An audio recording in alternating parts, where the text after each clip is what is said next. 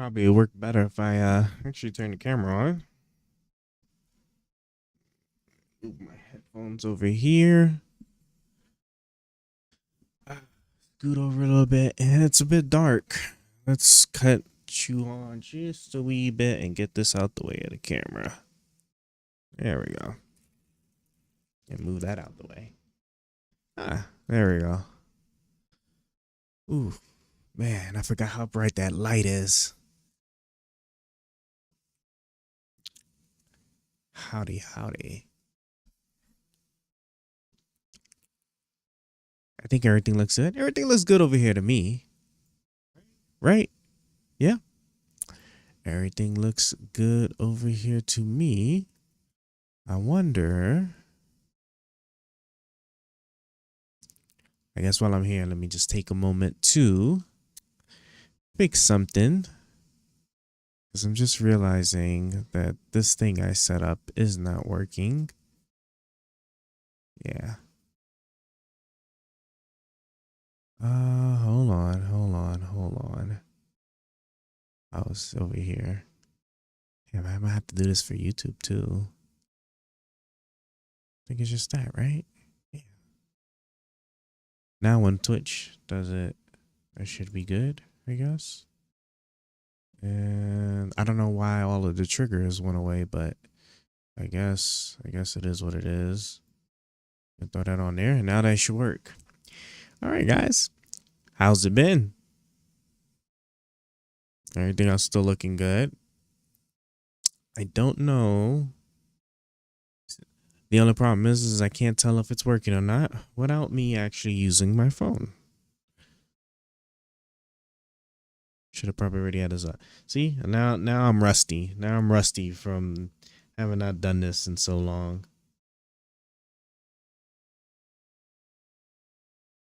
So now let me jump in here and see. Okay, yeah, everything's good.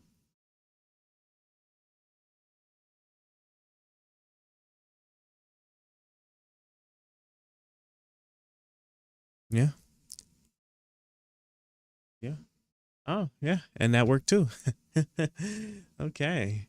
Wow. So, man, it's so nice to be a slow budding tech genius. But hey, guys, we're finally back. Just brush here a little bit here. I've been doing this for a long time now. A really long time. And I can't wait because next month, it's February, right? Yeah, next month it'll finally be over with. I'll start getting my regular, well, I'll start cutting my hair regularly. And stop looking trash. But, like I promised, right, we're getting back into the groove of things. It looks good enough. Yeah, get back to the groove of things. So, what are we doing today? I think today, well, unless anybody wants anything in particular, I think we're just gonna burn through some videos I just have queued up. But let's take a quick chat about world affairs, right? Because I see Brian is once again excited that we're back, and it looks like he disappeared off the face of the earth. I wonder if my system auto banned him. Should be odd because he is moderator, so I don't even know how that would work. But oh yeah, there we go. Nope, definitely not. That's nothing.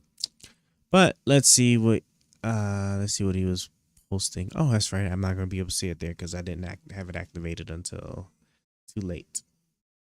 So, oh, that sounds so crisp, man. Look at that. Okay, cool. All right, let's see what we got here. Yep.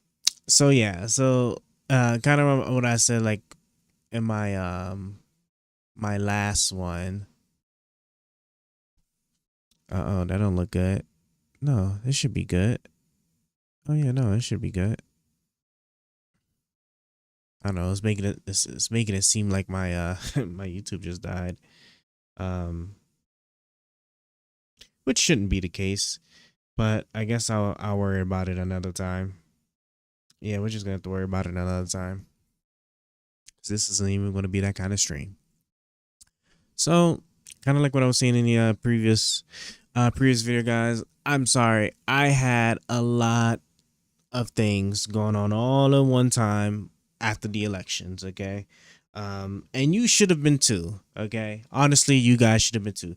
I understand people were, depressed, saddened, and scared. I know there's people that was definitely scared on what was to come for from the results of this election, and I know a lot of you guys are seeing that a good chunk of it is just has been justified or came to realization that is actually happening. But I hope you wasn't just frozen in time and you actually started preparing, because you still have, as far as prices go, you still, like I said yesterday, right? You still have, no, day before yesterday, you still have.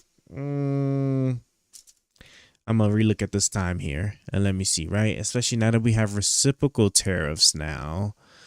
I think a big bulk of everything is gonna be put in place until April 1st, and then even then, there's no guarantee they'll have the system up and running to collect it by then. But you don't want to take no chances, so I would say you have 2 weeks. You have 2 more weeks. You have 2 more weeks. Tokyo Powers, hey, what's going on? Donald Trump is secretly African American and refuses to tell us. Probably, it would be really nice to see his 23andMe and see like what he is. It would be nice to see the 23andMe of a lot of people. Wasn't it that really funny thing going around? This is like a couple of years ago, for like all of the like super racist people, when they had their DNA test results given to them, they were realizing that they were like Jewish or sub-Saharan African or whatever and stuff, and then they had like this dumbfounded look on their face or whatever when they was talking all that ish about immigration, immigration and culture and stuff like that. You know, I don't know if you know, but Elon Musk's African. He's South African, as a matter of fact. And we all know this because like once he made that pitch, him and the other guy, about the V1 visas, right? All of the racist people, right, that's on the MAGA side started attacking him about being African. And it was just one of those things like that one comedian said, right? Like if there was ever like the craziest racist jokes that you could actually like see miss from a mile away, it was that one. The be going after that man because he's like African, technically, I mean, well, not technically, like he is, but like how they're trying to use it, and it's just that's not something to hit Elon of all people. So are my messages not sending on stream? Brian, your messages are not sending on stream. I love this AI thing. So like we're dumping deep into our AI stuff. Let me see.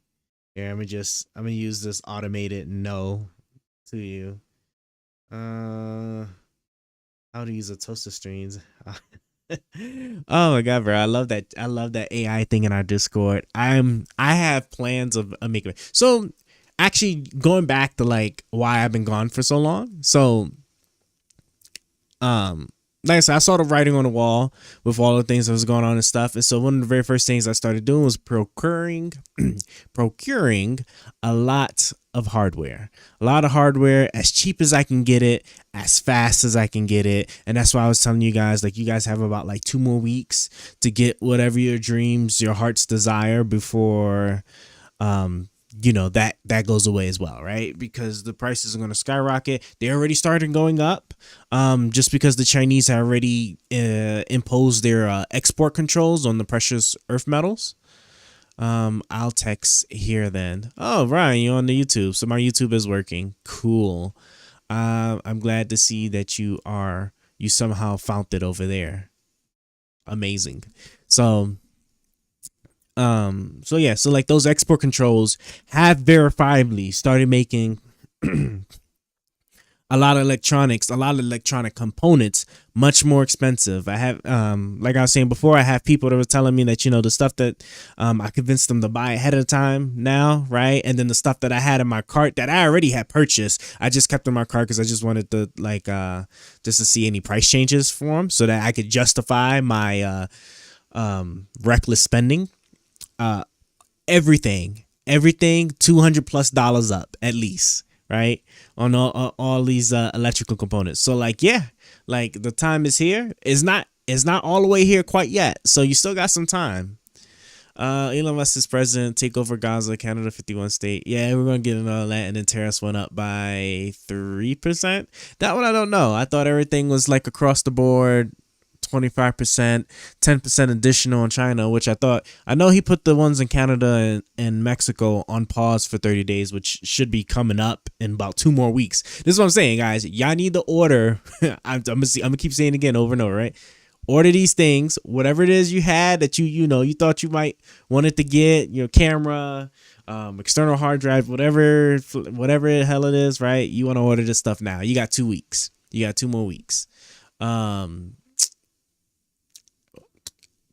But so Mexico, Canada, right? Tariffs on pause, but the Chinese ones went up for the 10% additional, and then China responded with the export controls, right? So I said all electronic stuff is going to go up and it's going to get worse. So buy your things now while you can. You have 2 more weeks before it goes crazy. In fact, you know something? I think what I'm gonna do is I'm gonna schedule my car maintenance next week, and I'm gonna just kind of ball out a little bit on like getting some love into my car. New brake pads and everything. I might have to, because oh man, are those things, especially when the Canadian and Mexico tariffs come in, right? Because those are going to hit the auto parts very, very hard. So if you need new brakes, if you're thinking about, getting you some oil change, or especially oil, right? Gas, I'm not even going to go there. But I'm telling you guys, right? Now is the time. It's a short, shortest month of the year, right? So that means your paychecks will be coming in a little bit faster than typical, right? Whatever you need, whatever you could get, you should probably get it now before the end of this month. That's all. I'm just that's the last thing we say on that, right? And then let's see.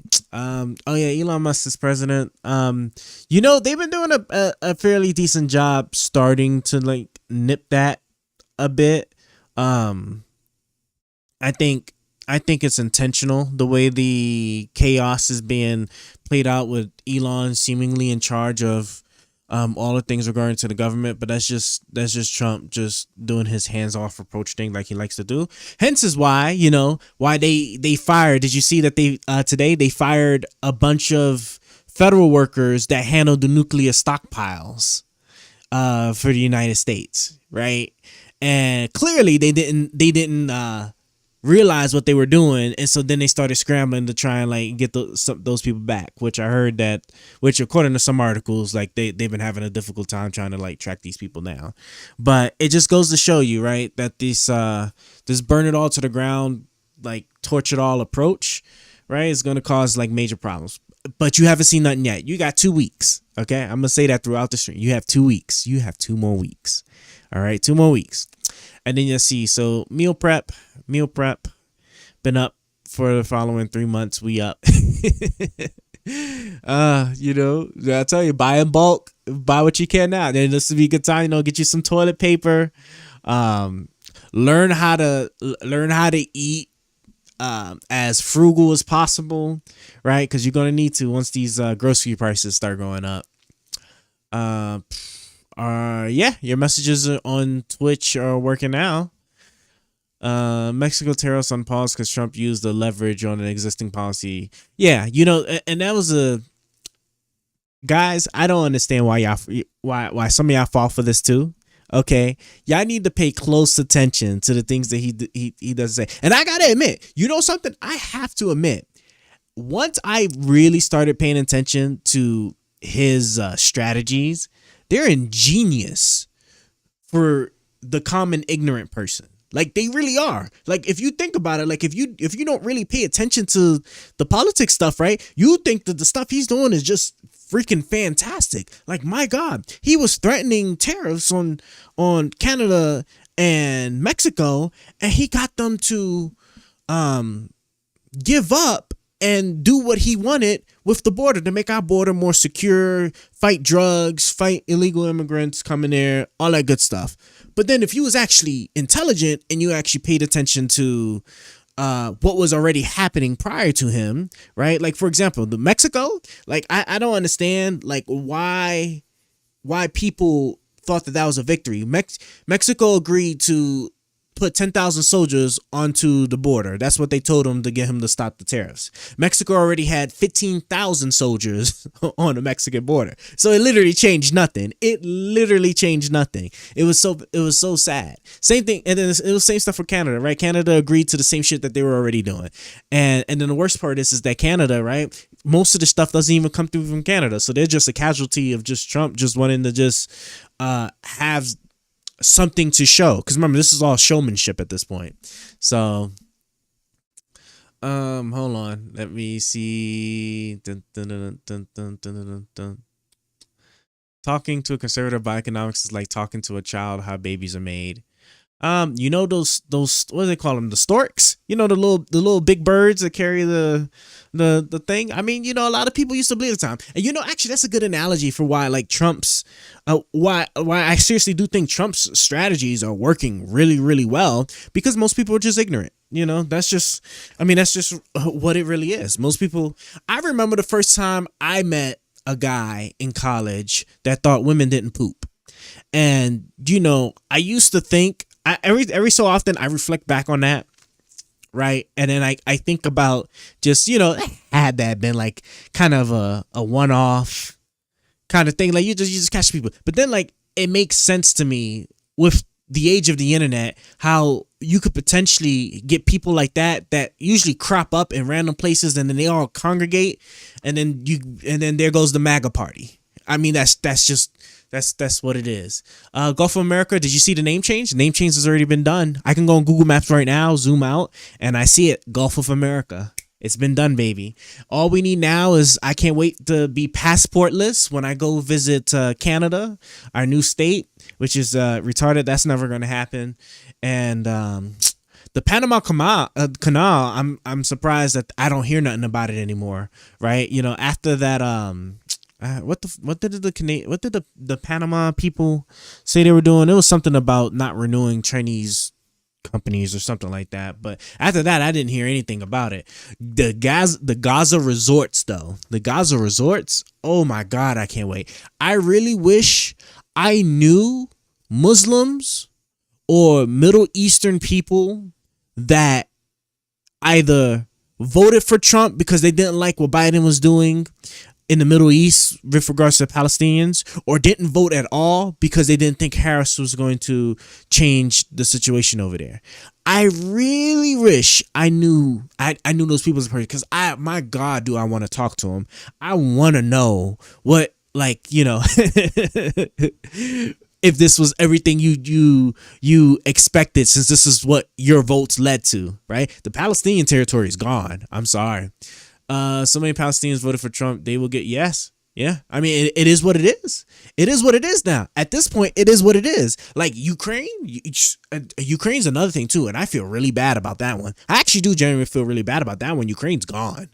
That's it. Like, there was one slither of hope I had with Trump doing one thing that I thought that was actually in the realm of possibility, not him doing something great or whatever that would have been for the good or anything, because we know he don't operate like that, but something that he would have did that would have still been selfish, but would have, in my opinion, would have secured him as probably one of the most consequential presidents in a positive way for all of human history.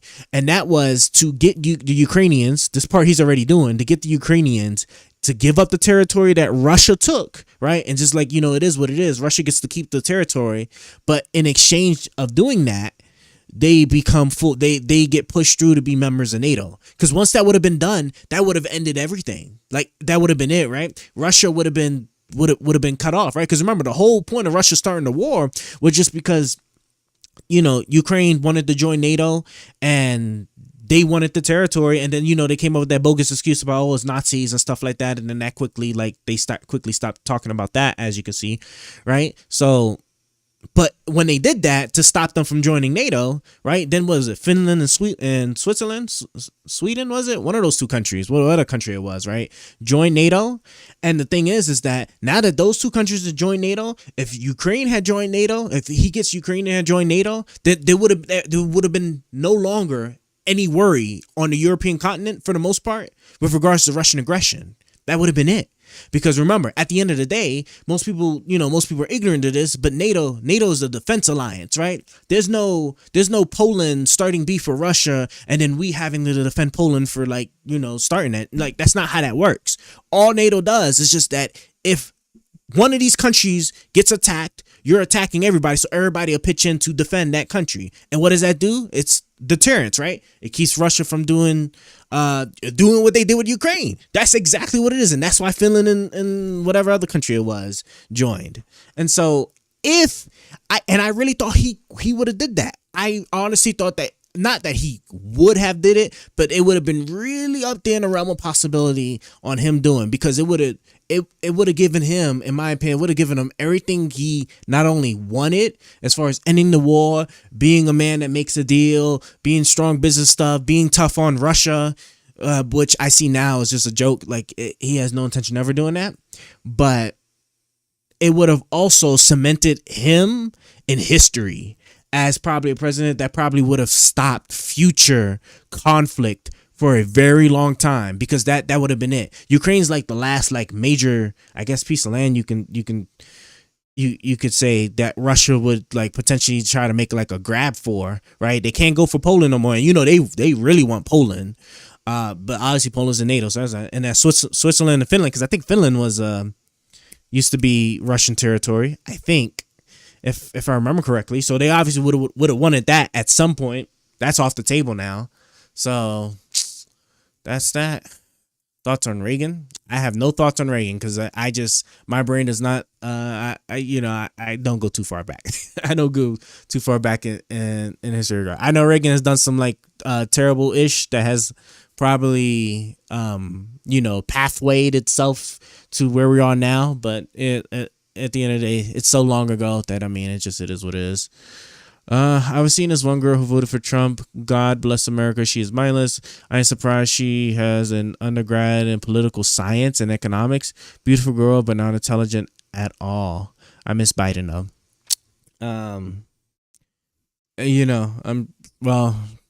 I can't even say I even miss Biden anymore, because at this point, I honestly don't even know what to feel. I haven't given up.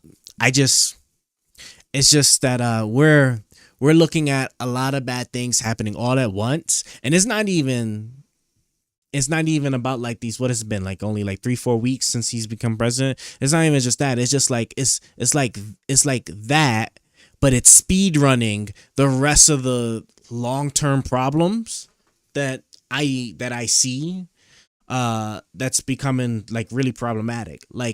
Now, there will be no such thing as a balanced budget. I can tell you that much. There will not be any fiscal responsibility going on, right? Because kind of what I said previously, right? Even if fraud, waste, and abuse all together, if that was $100 billion, which is not, it's nowhere near that much. But even if it was $100 billion for a government whose budget is in the $3.4 trillion, that's almost literally pocket change as far as the government's budget's concerned, right? We're still borrowing way more than that every time, since we're so irresponsible with our expenditures versus our income, that if we had a perfect government, it still wouldn't have mattered. By perfect, I mean no waste, fraud, and abuse. So what's going to happen now is, in about 9 more years, we're going to hit a real big fiscal problem that I don't know how the nation gets through without some very serious consequential things happening. If you're semi-age, you need to give up on Social Security. That's not going to be there. If you have your health and you're pretty healthy, you should be looking up ways to stay healthy, eat right, exercise, because medical stuff is going to skyrocket. is gonna get, yeah, medical stuff is gonna get crazy. There will be no there's not, what is it, Medicaid, Medicare, all that's gonna get hit the hardest, right? Because I think our biggest budget items are Social Security, well, not Social Security, but it's definitely medical. I know it's definitely the medical stuff, so Medicare and Medicaid. But yeah, like that stuff's not gonna be there, like not in the way that we see it. In about 10 more years, in about 9 more years, in about 9 more years is gonna be tragic. Now, Destiny's scandal going on right now. It is what it is. He's I want to say that regarding Destiny stuff. So like personally, I honestly don't even really care too much. Just because like his persona, when it comes to like all of the other drama shit that he had, would have led me to believe that he engages in things that at best courtesy I can give probably is not a really good idea, right? I don't know the deep specifics about like what it is he did, but knowing what I do know, it just tells me that he's just fucking retarded. I mean, he's really just fucking retarded. Like, it would have been no different.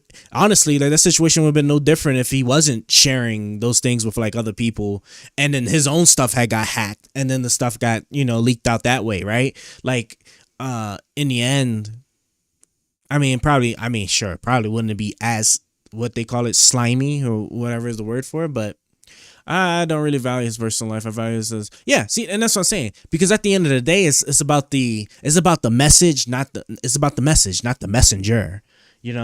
I gotta figure out how to space that so it doesn't look so. It's like just a big block of white text. I have to look at that another time. But yeah, right. Remember, message and not the messenger. People are saying that was one of the problems with the Democratic Party, was the whole purity test things, right? How, what's the word I'm looking for? How carnivorous the Democrats were, like, to their own people at trying to like just find like the best person, and if they won't like picture perfect, to just kick them out or whatever. Like, yeah, but like honestly, like with Destiny stuff, I mean. I kind of look forward to like how the League of stuff plays out. It just honestly just seems like to me he's just fucking retarded, and hopefully he learned from that and he just doesn't share shit again. I mean, it's one thing. I don't necessarily advocate for this, but I will say this, okay? Secretly recording somebody, I have heard of people doing that. And the reasons that they would give me, would make sense if you've ever been in that situation or experienced where like those recordings like saved your life. Like I have actually personally seen like secret recordings like that saving somebody's life when something goes wrong, right? And then there's an allegation. Sure, right? Of course, you're stepping in some very murky legal territory when it comes to that kind of stuff, because like I said, in the end it's not necessarily legal, but then if the allegation comes and you present it, then it becomes legal, because then like then it's the whole false allegation thing. It gets really messy. And so like it's one thing to do that, it's another thing to then just be like just showing people that you fucking retarded. I mean, he's just fucking retarded. Like, my God. But it is what it is. I mean, if he did actually do it, then for somebody that is very articulate, that's surprising that he would do that. Well, I mean, the thing is though, it seems like I'm not a psychologist, but it seems like he, like, if you remember like all of the drama he's had with like other women, where they're like, what the hell is that one girl name that was spending a lot of time with the other guy whose name is ironically Mr. Girl. I can't remember. I remember her being like batshit crazy, and he smashed her. And I mean, like, and I remember the fact that most of the girls that he brought on I believe he smashed most of them. Melina? No, not Melina. The fuck's that girl's name? It was during like it was like during like the Mr. Girl arc thing that they call it. Lav. There we go. Lav. I think her name was Lav, right? And like he smashed her, right? And then it was just like all of this like extra crazy ass drama and stuff that going on, and then like the manifesto and stuff that then the guy that didn't like him was trying to like publish and whatnot. Like once I like got to see him experiencing that, I knew that just behind the scenes he must be just doing like just shit that will do nothing but just eventually lead you into like just like problems. And so like I actually wrap that shit up in it, and that he's just making very, very stupid choices. And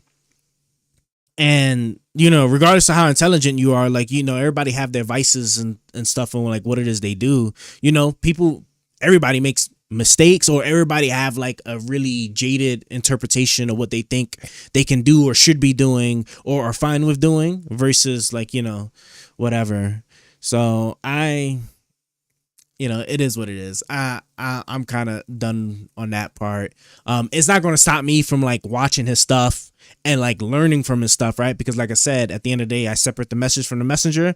That's why like I have no problem listening to R. Kelly music. Some people might, but R. Kelly, look, man, you could think what you want, and I understand, but like, look, see, got me unbuttoning my jacket just even talking about him. I just say like the music that he made, it is what it is. So doesn't mean I support him or agree with the shit that he was doing. It's just motherfucker made good music. He made good music. I got good music, exactly. So I mean, it is what it is. Like, for better or worse, this new era that we're in under Trump is going to like break a lot of that stuff. Hence the thing he was talking about with the guy that got rehired when he was talking about when he had all those racist tweets with like Indian hate and everything. Oh man, it's just crazy. It's just crazy. Diddy's actually a really good example, because I promise you, like if you looked at somebody like Diddy, I know somewhere with his fame and statute, right, there had to have been somebody there that looked up to him, right? And that's not necessarily wrong, right? Because like you look at these people for like their public performance and their public presentation, right? You don't necessarily, you shouldn't be, but you don't necessarily have very much insight or really much agreement with all of the things that they do in their interpersonal lives, right? I'm sure like you get some extreme examples of that with like maybe Taylor Swift and the Kardashians. So I think I've seen people like track really deep into like their interpersonal lives as well.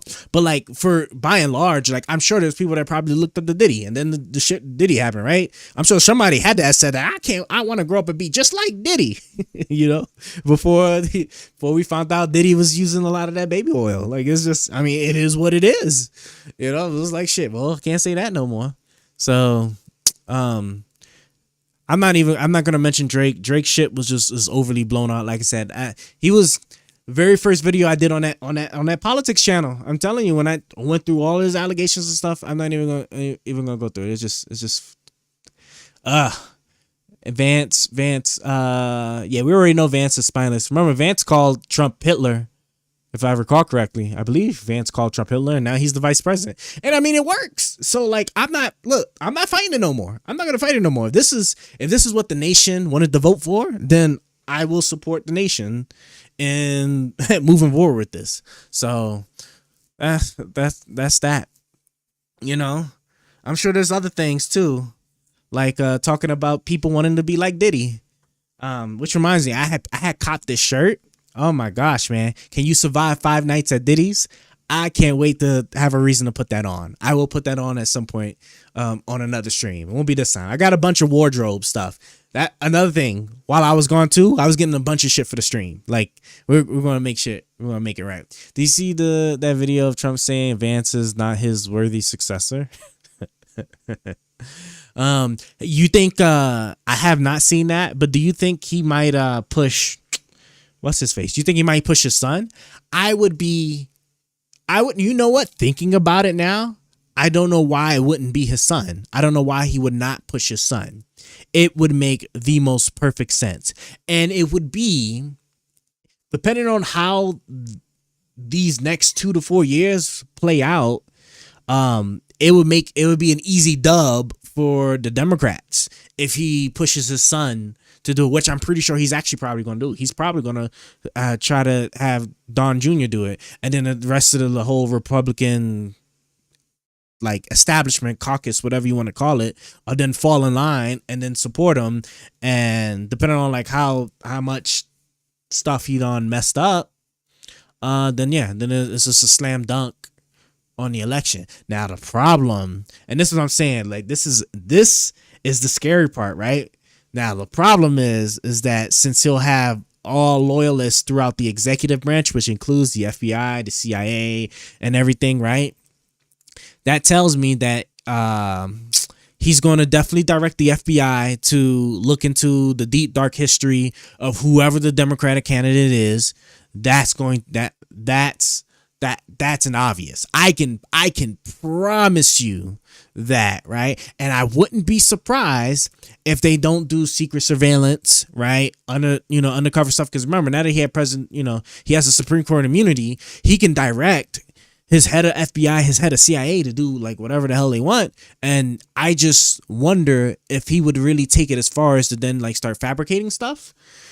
Once we get into that territory, man, I don't know how we move from there, but assuming we don't actually bridge that, which we might, but we'll see. Whoever the Democrats are going to bring forth, it needs to be Obama Jr. Whoever the hell they find, they got to get an Obama Jr. to survive this next election cycle, because he is going to use every resource he has with the federal government to make sure that his son wins. This is what I'm predicting. And like that man, first and foremost, the Democrat Party, they need to grow a spine.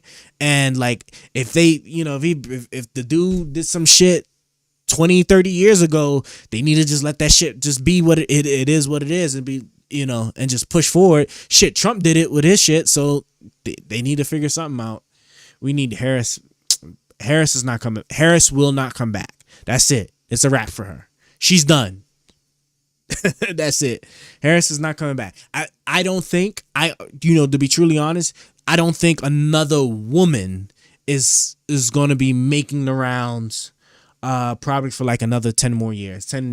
Probably 10 years. I would say 10 years, right? Because now, Hillary Clinton ran, lost to Trump, right?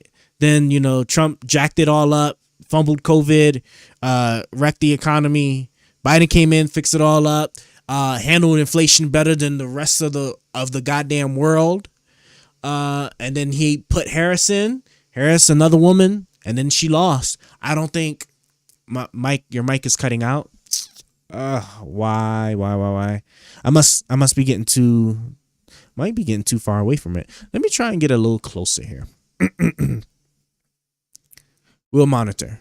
I'm gonna just stay right here instead of moving around.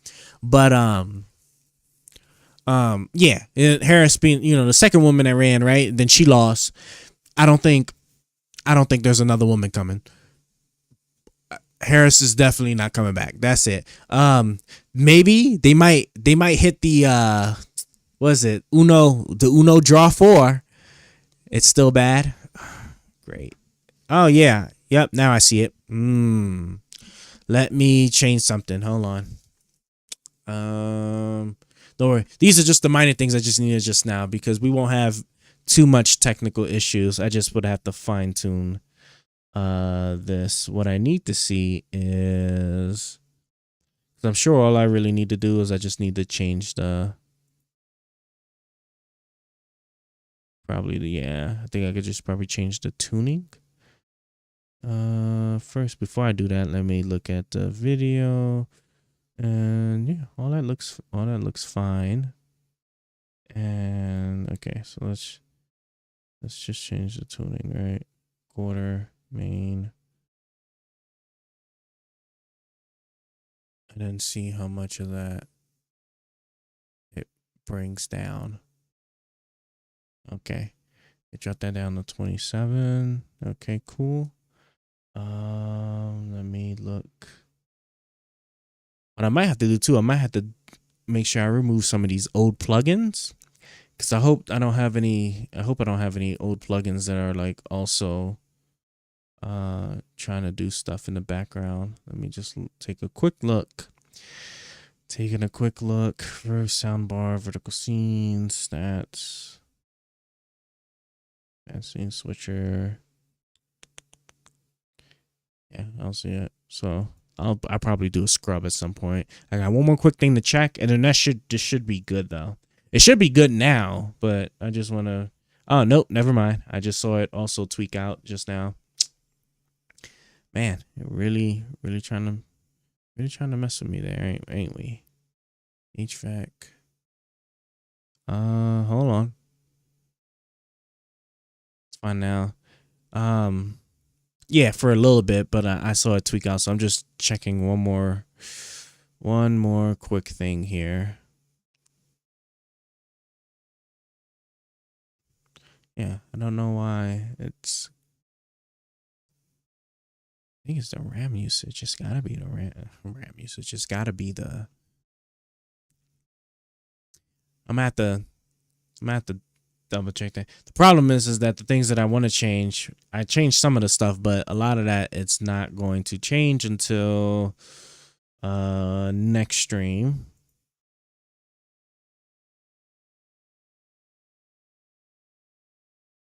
I can try and also maybe put that at 25 to like maybe reduce some of that, and key faster. Yep. No, I think that's fine. I think I'll leave it a single pass. I like that. So where we at now? Okay. Hopefully, all right. Hopefully that works, and if not, we should be good. Hey, my dolphin. Good evening. Glad that you are here. Sorry, I was just trying to make some quick tweaks to the stream so that we are good. Hoping we can get the economy back on track finally. Well, we'll see. Right now it's not looking all that good at the moment. Even if I was to give Trump everything he said would happen, it's not going to happen for probably, I would say, best case scenario, the initial stuff isn't going to happen for at least half a year, because it's just going to take a really long time for tariffs to play themselves out, and then for other countries to then respond. And the goal is, I know he wants is for them to drop their tariffs, so then he'll drop his tariffs, and then that would make things cheaper here and also make businesses here compete better overseas, which would then lead to more economic growth here, which blah blah blah, right? That's that. You're looking at half a year at best for that. At best for that. And then with regards to everything else, as far as manufacturing, stuff like that, if I was to give him what he says that he was trying to do, that would be a couple of years out. So unfortunately, we'll see. We'll see what happens. I'm highly skeptical because right now we're most certainly going in the opposite direction. Regardless if it was going to be the best case scenario or the worst case scenario, what's happening now is going to continue to happen, where prices are going to increase. Could take a few years to lower interest rates.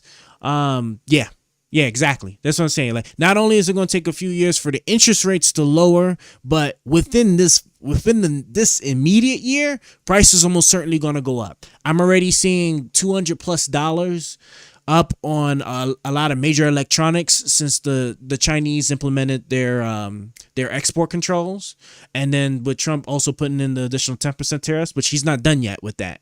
So I'll tell you what, regardless of which way you're going, you got 2 weeks. So I was just telling this earlier, right? You have 2 weeks. If you was looking at something that you wanted to buy and you're in a good fiscal spot to where like you wouldn't mind carrying a little balance on the credit card, this is the time right now. You have from now till 2 weeks from now to order whatever it is you're trying to order to make it get here before the tariffs take full swing at everything you want to get. So what did you think about the Biden administration? What was the good and bad? So the Biden administration did a lot of good things. Like first and foremost, like they took us out of COVID. Because remember, right? When Trump left, right? Because remember, COVID was originally supposed to be the sniffles that was supposed to go away by Easter, and he didn't take the shit seriously. So then it wrecked everything. In fact, I think he was just on a news conference when he was talking about how like he was going to do these reciprocal tariffs. In his previous administration, but then COVID happened, and then he references all of the people that were dying in like Italy or whatever it was. Like that's even him acknowledging, right, that COVID, he most certainly should have took it seriously, because COVID was no joke at the time, since we knew so very little about this emerging disease. So big plus for Biden for getting us out of COVID. Another big plus for Biden for getting us out of inflation when compared to the rest of the world, right? Because back then I was in other countries. Let me tell y'all something, right? People, was so upset with Biden on inflation in the United States. Like, brother, like some of these other countries, like all these other countries got wrecked much worse than the U.S. did. Like one country I was in, when I first visited that country, right, $1 would make 15 pounds of that country's currency. And when inflation started coming through, $1 made 30. Like their currency literally like value got cut in half because of their inflation, right? We didn't experience anything like what these other countries did in the United States. But and again, I understand, right? At the end of the day, people only worrying about like what's in front of them and what's impacting them.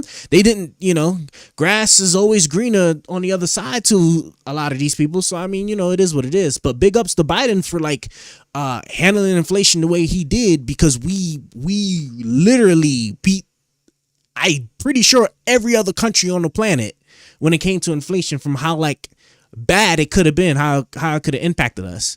What else he do? Right, the CHIPS Act thing. But just like with Trump stuff, right? A lot of those things that Biden was doing, stuff you're not going to start seeing. Some of that stuff you wasn't even going to start seeing until like right now, really. But like some of the major stuff, like the CHIPS Act, you're still not going to see that for a couple of years, assuming Trump doesn't like mess with it. So like, but big ups to that, because like the CHIPS Act was like a major part of bringing manufacturing and all that stuff back into the U.S., especially when it came to like high level skills, right? I don't know why Trump is selling y'all this idea on bringing manufacturing for all these low level jobs back in, with like making t-shirts and socks and all this other shit that's just low skilled worker stuff, right? We should really be focusing on high skill worker stuff that actually has a lot more return. But I mean, that's just me. I mean, maybe there is arguments for that. If we had an unemployment rate of like 10+%, it would make sense. But with unemployment so low, like under 5%, right? We don't even have enough workers for a lot of those manufacturing jobs they're trying to bring in that's really for low skilled workers. But I mean, teach their own. It's whatever. Let me see. My Dolphin, what's the thinking from President Trump about these heavy tariffs? What do we gain long term from them? So what Donald Trump is trying to do when it comes to the tariffs, basically, this is just all it is. It's actually really simple. Okay. By imposing tariffs, it's not even so much as like he even believes what he tells you guys about like making the country rich and all the stuff like that, because like you can tell he doesn't believe that when he was talking about the reciprocal tariffs, right? Because if tariffs are supposed to make the country rich, right, then why are you also offering that if the other countries just drop their tariffs, you'll drop your tariffs as well, right? That literally defeats the thing that he kept on pushing everybody about, getting us out of debt and all this stuff by making tariffs, raising money and all the stuff like that, right? So that's not even what he believes. Like all he's just trying to go for is just strong arming all the other countries into just dropping their tariffs so businesses can compete more. Because at the end of the day, really what it is, he's going at it from a business standpoint. He's not even going at it from a country standpoint of view. People forget that he's a business person, right? And he has business friends. Okay. What he's doing is not necessarily in the best interest of the United States. It's in the best interest of the businesses that operate in the United States, right? If you get other countries to drop your tariffs, right, then your businesses here are able to compete over there, right? Because all tariffs do is just make a product more expensive in that country. That's why people kept telling everybody, right? That's why everybody kept saying, right, that Trump's tariffs were going to make things more expensive in the United States, because tariffs just are essentially a tax on whatever good or service in that country that the tariff is applied on, right? So here in the United States, if we did 100% tariffs like we do on, like, for example, Chinese electric cars. I don't know if you've seen Chinese electric cars. That was it, the Yang U7.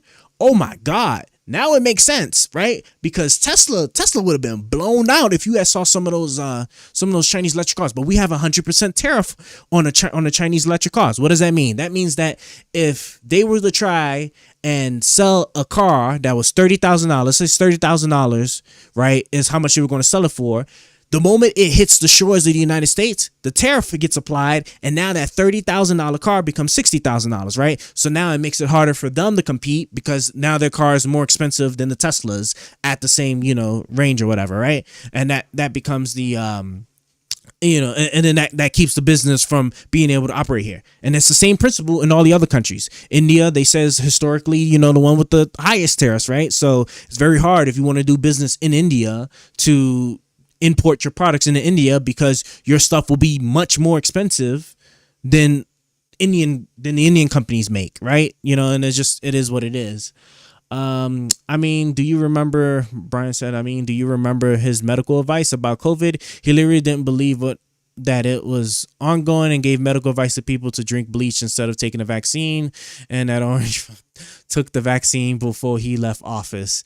It was like that, like the thing with the aerosol or injecting the bleach, and it's just whatever. Like he just be off the cuff with a lot of the stuff.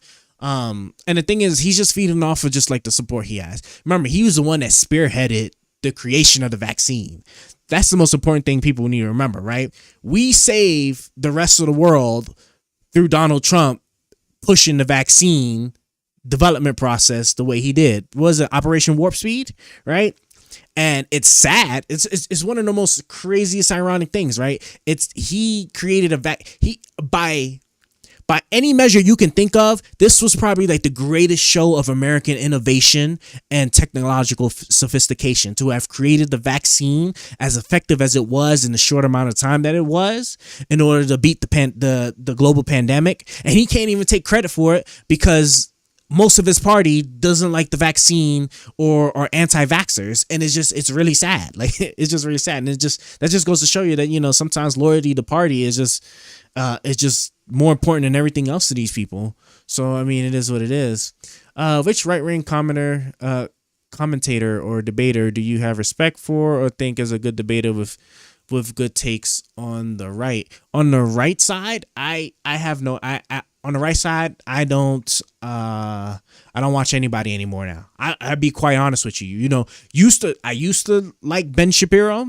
I really did used to like Ben Shapiro, right? But then after his, like, all of a sudden U-turn into Trump the way he did, and then of course, like, he is going to obviously be a shill for Israel. So like, when Trump's doing all these things that obviously are going to, like, just basically wipe out Gaza, right? He's going to be awful. I'm just like, I don't really mess with Shapiro no more. I'm trying to think, who else did I even used to think? I used to think Charlie Kirk was like, all right, but then Charlie Kirk started looking a little flaky. I tried to watch Tim Pool. Not that I was ever going to, like, agree with much what he's saying, but just as a means of just, like, learning to see what these people do. And then of course, the Russia stuff happened, right? And it's just like, I don't know.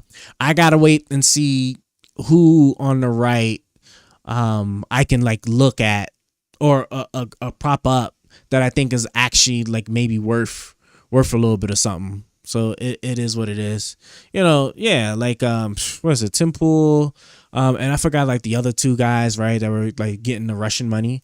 Like, it's so sad. It really is sad.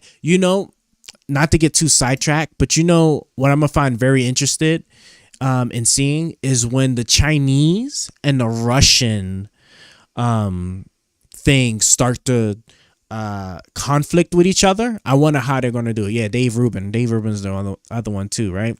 Because right now, like, just because of the unique position that things are in right now, the Chinese or Russians are really kind of more or less working together, but they are actually diametrically, is that the proper word to use? But they are opposed to each other. Like naturally, they have natural problems with themselves as well. And a lot of the stuff right now is benefiting Russia a lot more than it is China. And so at some point, I actually do think Chinese interest is going to start weighing their desire to work with Russia, or, you know, Russia stuff, right? So I'm going to be really interested in seeing how that kind of plays out. And honestly, it might take another like couple of years, but we'll see. Maybe 2 years, maybe not that far out, but we'll see. We'll see what happens.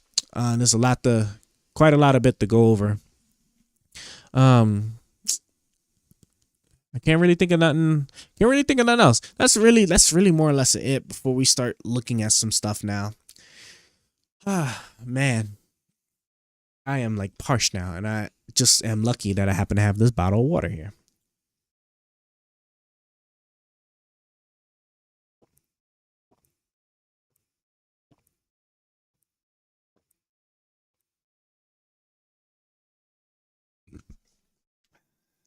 Man, damn, I'm gonna need to get another bottle of water soon.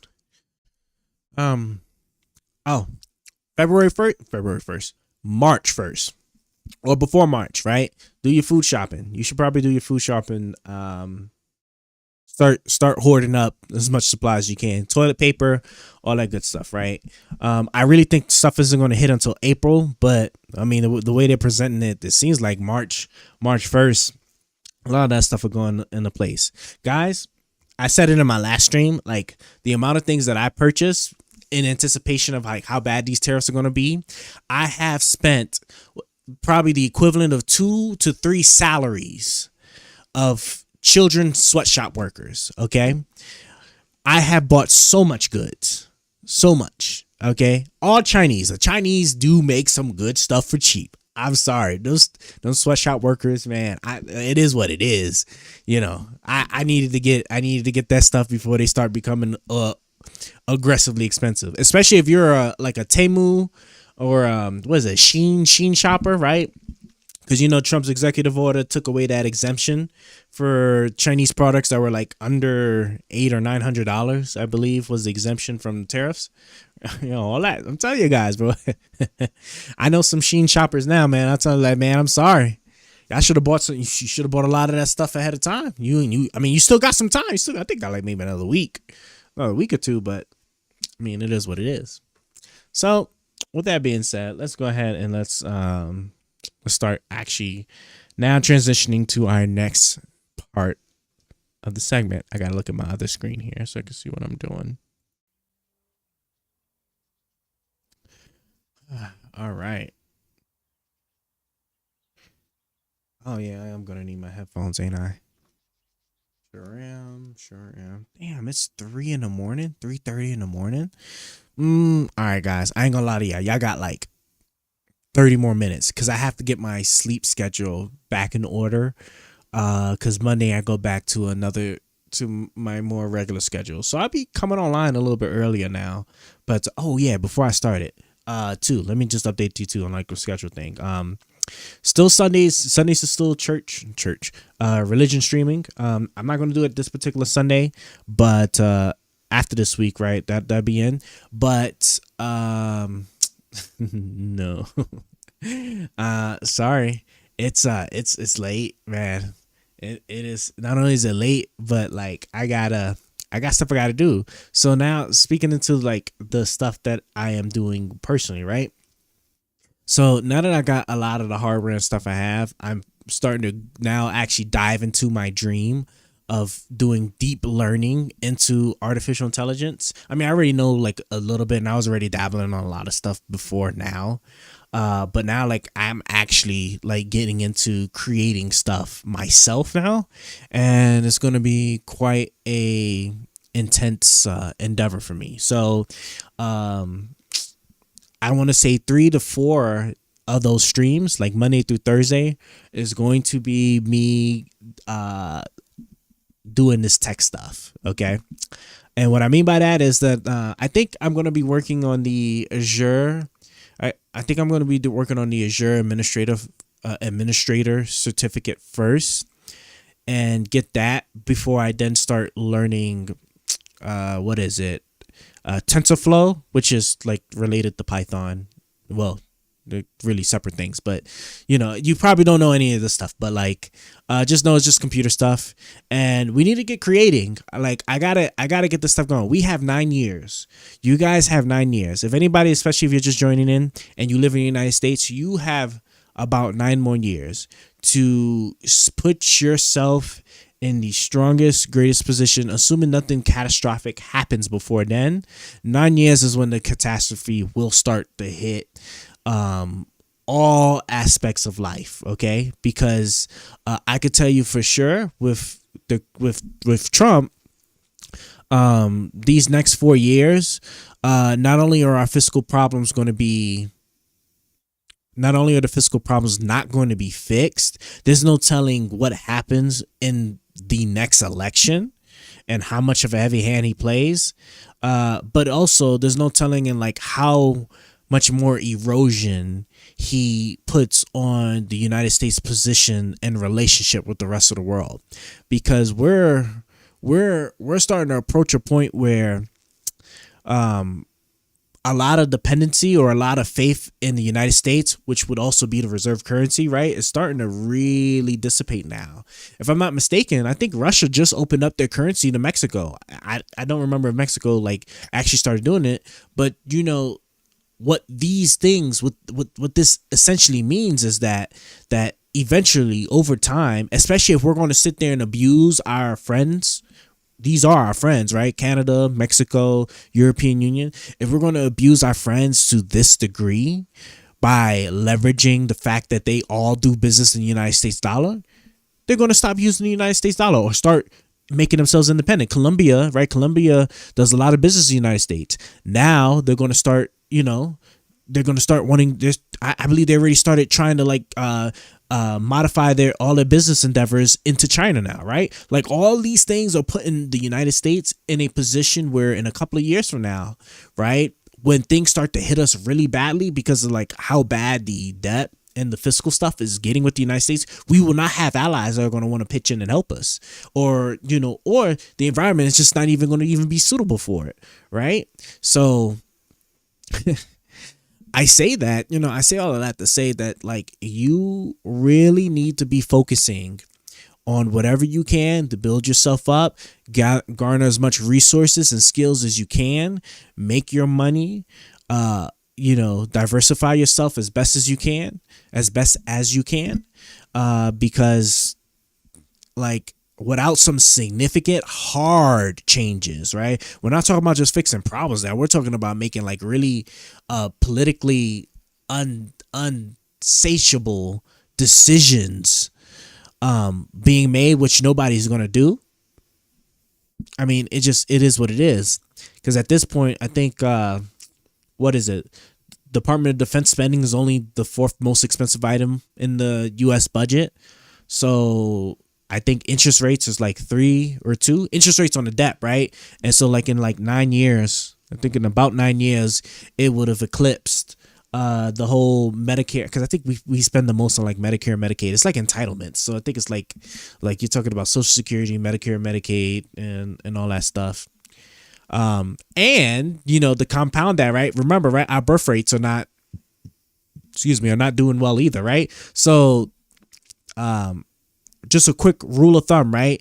A country gets out of a bad economic situation by doing one of 3 things, or a combination of these 3 things, right? You can either raise taxes, which generates more revenue. They're not going to do that. You can cut expenses significantly, right? Which if you was to fix off waste, fraud, and abuse, it wouldn't put a dent into the actual overall budget. So you have to actually start cutting programs, the entitlements and stuff, which nobody's going to want to do because that's Medicare, Medicaid, Social Security, all that other stuff, right?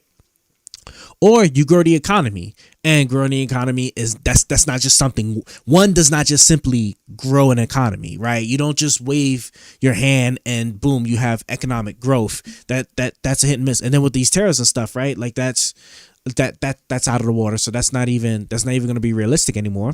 So you end up now in this situation where it's really not looking good. And I don't know how we get out of it without some like really bad drastic changes, but it is what it is.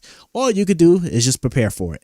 And you're going to do that by making yourself smart, right? Start pushing yourself into whatever, long-term job security thing you think you're going to have, and start leveraging whatever you can from now until then, because that stuff's now within our reach. Like I can actually confidently say now, based off of like the numbers and stuff with the videos that's been going around, people have been seeing, right?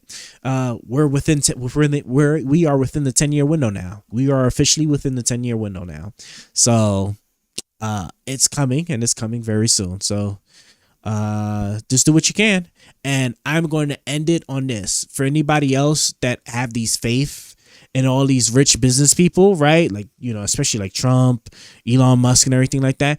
I hope you guys do understand, right, that these people, Vivek Ramaswamy, the PBD podcast, PBD, right, Pat David, all these people, right, that are very successful business people, right? Their decisions, they have an out to, right? If their decisions, the things that they believe in, leads to the country being in a much worse place than what it is, right? Or it leads to our eventual collapse, right? They have money and resources in other countries. They're just going to peace out. You're the one that gets stuck here, right? You're not the one that can just, you just have, a house somewhere else, and you already have passports and legal residency in other countries, and the financial means of just picking up your family, going over there, and then living over there from that point forward. You don't have that, right? So I just hope you understand that these people have a lot less skin in the game when it comes to like whether the United States makes it or breaks it than you do. So, just keep that in mind. Just keep it in mind. All right. That's all I'm going to just say on that. And so now with that being said, let's now continue on to our next part of our program here. So I am just going to, see, you made me got distracted when I was saying, right? So yeah. So I'm thinking like Monday through Thursday, right? There's going to be streams for like that stuff, because I'm working on these certificates. I'm working on this AI stuff. And then we'll get into politics and all the other stuff, religion on Sundays. So that's that. Now we can go ahead and let me move my mouse back over here. And I am now just going to spend the next 20 to 30 minutes playing. What time is it? Oh, I was thinking it was 3. I'm sorry, I was looking at the wrong thing. It's only 1:43 in the morning. Okay, I guess I can give you guys another hour. Try to stream more, bro, and answer your fucking messages, bro. Got me worried. Yes, I will. I can't make any promises, but sure. I am very bad with these messages, but I will respond when I am able to. With that being said, though, actually, Brian, I am actually glad you're here. Let me take this off real quick. Hold on. Is it this one? Let me see if it's this one. I wonder if it's this one. Hold on.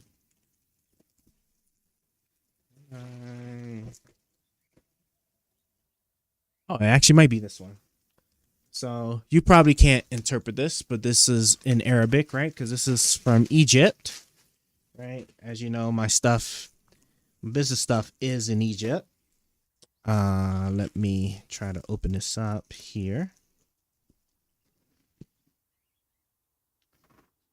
They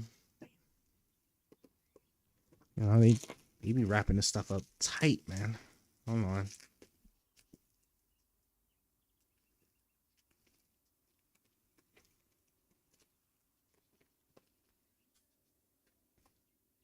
Don't read terrorist language. Now I'm playing. You don't got to. Oh, God, there you go with that bullshit again. Jesus Christ, or that BS. Sorry, I try not to use profanity too much if I can help it, but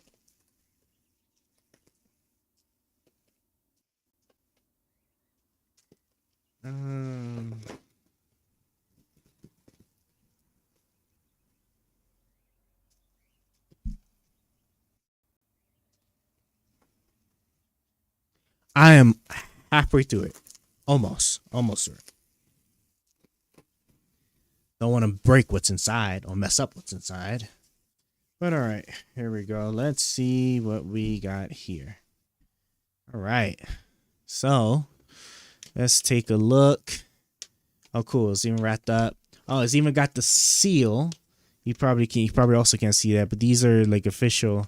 These are the seals that they do in Egypt, like when they certify the products, when they certify the metal and stuff in them. It's been a minute since I've opened one of these bad boys. Lots of packaging. Man, okay, here we go. Let me just put this on the table here real quick so I can actually look at what I'm looking at.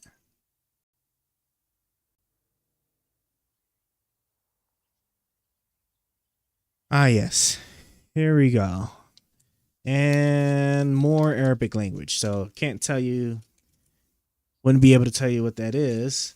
But if I do recall, Brian, I think you said it was future. Is that the tendon? Can I bring this a little closer? Is it? Oh, it's blurry. I might have to switch. Oh, you know, I know what I have to do. I gotta manually adjust this. Hold on. And boom, there we go. All right, you see that? That is a pendant actually made just for you. It might be this one. It might be the other one actually, but they look both the same. I gotta get my translator so I can make sure I got the right one with the right hieroglyphs. But there you go, right? This one's in sterling silver with plated gold. One plated gold. I think I did this one in rubies. Yeah. This one looks really nice. In that word that you wanted, right? I think it was future, right? I gotta look back, right? It's gonna take me a minute to retranslate. But I'll message you on Discord soon. Maybe tomorrow. Because definitely ain't gonna be tonight, but tomorrow. Now let me just put this over here safely so you don't mess up. Just a rule of thumb, right? I don't use those chemicals that I don't have the means. I'm working on it, but I don't have the means to use those chemicals that do the antioxidating, right? So like a lot of like the big manufacturers, they have like these like really fancy chemicals. I don't know if they're even safe to begin with, which is why I'm hesitant to even use them. But these chemicals that keep your camera blur. Oh yeah, right. Bam! Look at that. Oh, I look good. Yeah, it's your. They got your chemicals that keep silver from being oxidized. Okay. I'm really skeptical. I've been trying to do a lot of research and trying to figure out a way of potentially like implementing it. It just seems like a lot of hassle. I'm not even really making money like that on here to begin with. But so for right now, right, it's pure silver, right? It is pure silver with some gold plating. So what that means is that like if you especially if you expose it to sulfur or you don't take good care of it, right? It will oxidize, right? It is silver. I don't know how much you're into in chemistry, but silver does oxidize over time. And so just remember to use baking soda to get, to get the oxidation off, right? It's not rust, right? If you want, and I welcome this too. I always tell people I always welcome this, right? Because I've done it personally myself. You can always go to an actual jeweler or something and get it tested if you think it's fake, right? I've had people that thought that my gold, my gold products were fake, and I was like, hey, you test them and you test it. Give me the paperwork and show me. And like every time, the tests come back. So I promise you, jewelry is just not fake. It's just I just don't have it treated with those chemicals that the big businesses are able to like treat it with. So that's all. Bro, I appreciate that. Hey, no problem. I'll send you again probably tomorrow. I'll send you some photos so you can actually like get it up close to. I gotta make sure I'm even looking at the at the right one because there's two of them that's like nearly identical. I just gotta remember the translation for the hieroglyphs. Like this one right here. Yeah. So anyway, let's go ahead and let us continue. Send me yours out. Nah, it's all good, fam. We ain't. It's for you, all right. I'm paying you back. How much was it? You don't want to know, especially now that Trump's tariffs is in play. Okay, so in fact, now that I think about it, thank you for reminding me. I gotta actually go on the website. I need to start updating prices too. And I gotta also change some stuff around. Because none of those tariffs haven't hit exactly quite yet, but they're getting ready to. So I haven't seen what he's doing with the Egyptians quite yet, but we'll see. My Egyptian guy is saying things are getting real bad over there, and so we'll see how it all plays out. I might even be able to do it no more. Thank you generally though. No problem, fam. I got you. All right, now let's go ahead and I need more water, and then we're gonna go ahead and I think we're gonna watch this video, how Israel cucked the United States, because why not? See what that one is. Yeah, we'll see.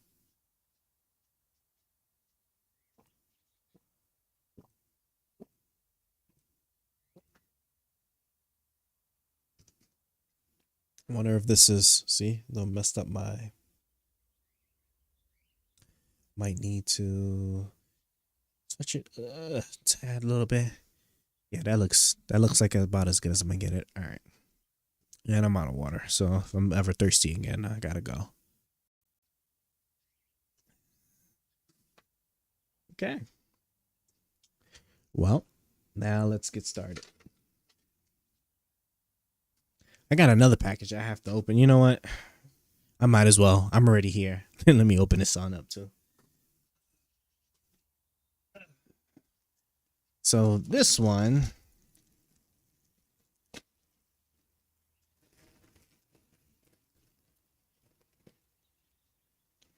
I said I get a bunch of stuff.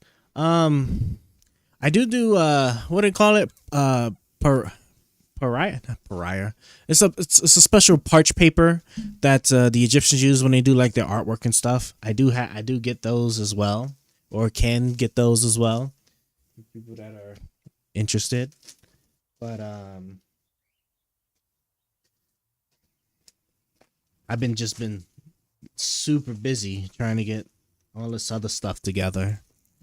I'm just taking a quick moment just to look and see what I got in here.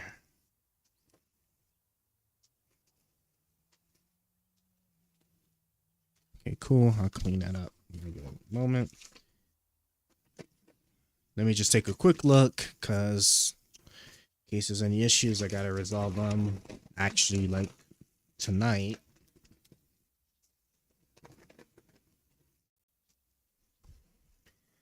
Let me just see what's in this one, and then we're gonna get started. Oh yeah, and this is my my other stuff. Yeah, let me just show you guys. Like, see, there's just some of the stuff that we sit there. Probably can't see it, but like, you see, this one actually looks pretty good. Gold plated, not actual gold, right? But this is gold plated. Okay. I only do the golds like for actual orders, but I'll get gold plated just to actually show like what they can look like. So these actually look really, really good and really nice. And then, well, you probably can't see it from here, but they have the stamp. They have the the stamp on there to talk about like their purity. Yeah, these look really good. I'll have to work them in my inventory when I get a moment. Tell you, man, I'll just be busy.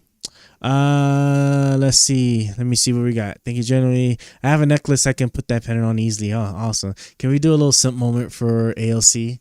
Oh, Jesus Christ. Fine. Just because, have you seen her interview? Her interview that the thing she did with the comedian guy. I was watching that. I wish I could remember his name. I was just watching him with Jen Psaki, Biden's like press secretary. But yeah, man, AOC, People don't man. But I'm not gonna fall in that trap, so I'm gonna just go ahead and push for it now. You put me on, bro. Sure, sure. And for fragrances, and I hope you're not talking about AOC. No, I think you know what? It's cool if you think that way, but if you're talking about AOC, ain't no way. I'm not even gonna repeat that because that's verifiably false, in my opinion. Okay, because to each their own. But I'm not even going to even repeat that one. But fragrances, not really. But I do have some Egyptian oils. Those are a lot harder for me to get. I haven't gotten a shipment, I think, since I left Egypt. So I'm not even really a big spray person to begin with. So I don't really mess with the fragrances. But if you're talking about AOC with that, that's crazy because I find that very hard to believe. Let's go ahead and let me just start getting this up.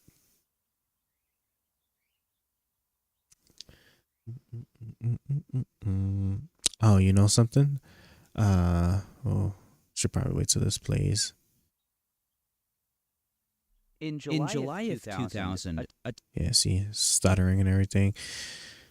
So I like to keep my computer on a custom made power profile where I save it lots of power by underclocking the CPU. So let me actually take a look at said CPU here.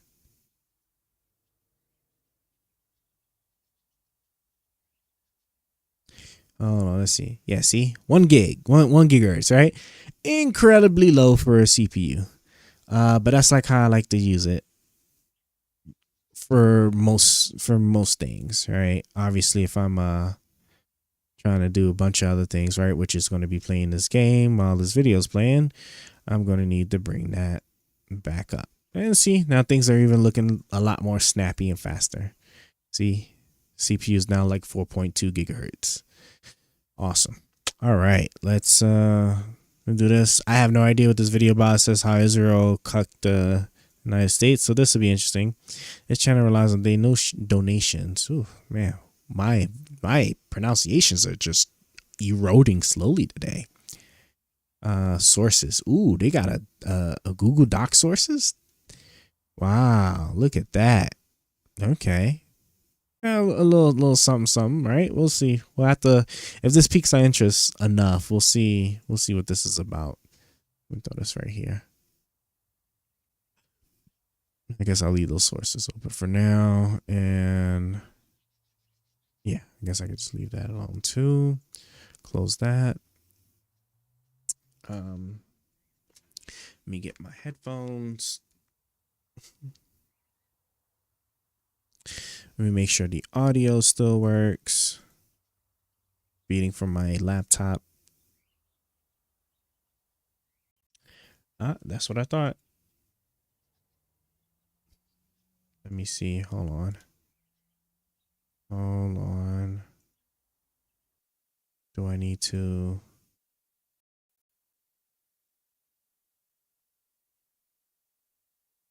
Okay, so that's for speakers on the laptop, but I needed the feed onto the actual HDMI. So please. I see. I'm going to have to, because what that is that's probably, damn, and it's starting to stutter over here on the stream side.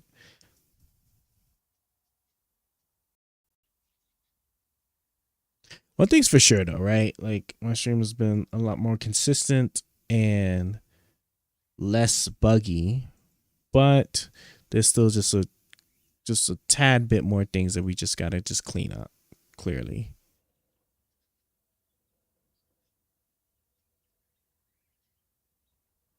Hold on.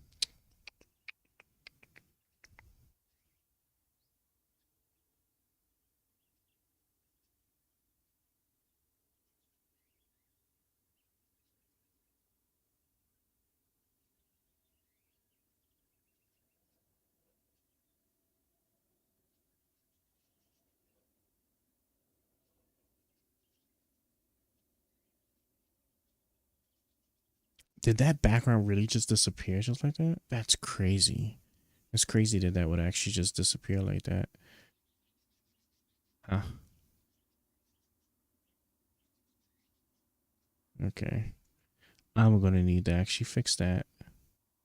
Hold on.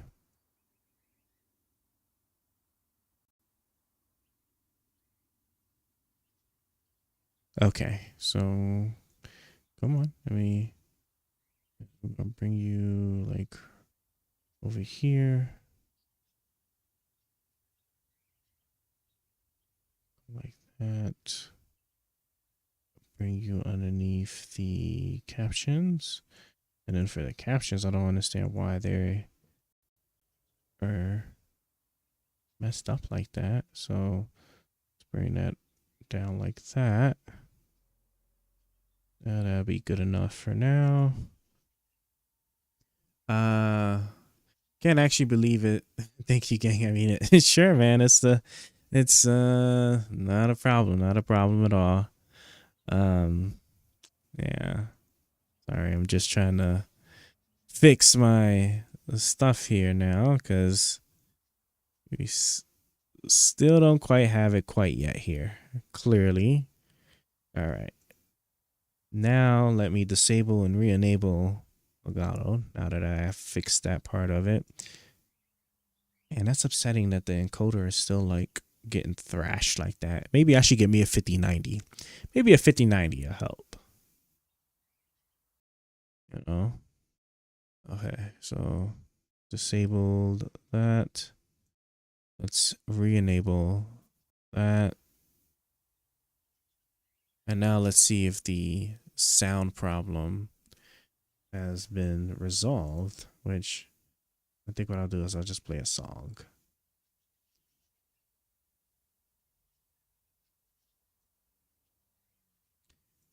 Let me just get a song in here. Come on. Ah, of course.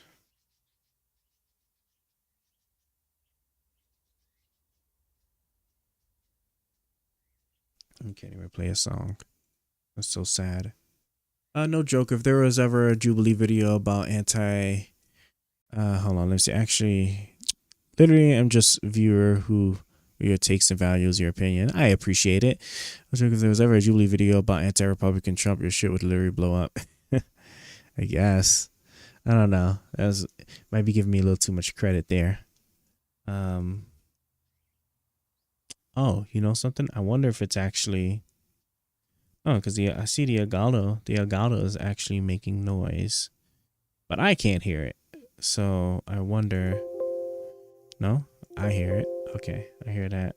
So the Elgato is not making noise. So something else. Hold on. Hold on.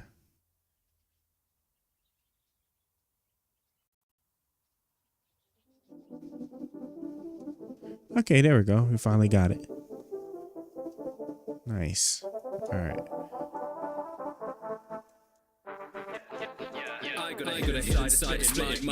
Yeah, let me not play too much of that. But okay. Now we're golden. So now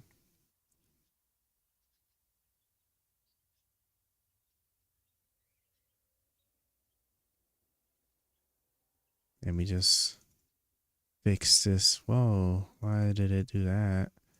Hold on. Let's go back. Yeah, there we go. I think 60 hertz will be fine. And we don't need a full screen. We need it full screened. But I do need it a lot bigger than this though. Bro, why can I not just have things just work? I guess I'm full screening it, I guess. Yep. Guess I'm full screening it.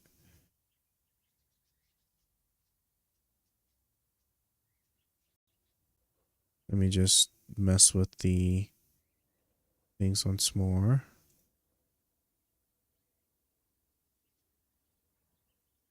At 36. I don't even know. Is it even gonna? I guess it does actually work like that. That's a little crazy. Ain't no telling how that's gonna actually react because my display is not 4K friendly, but I guess we will. Oh yeah, that lag is terrible. So hold on, let me highlight and see, blah blah blah. Right then. Okay, you ever thought about joining Jubilee for videos like that? So just so you can advertise your channel more? Absolutely not. I actually like staying undercover and whatnot, if I'm being quite honest.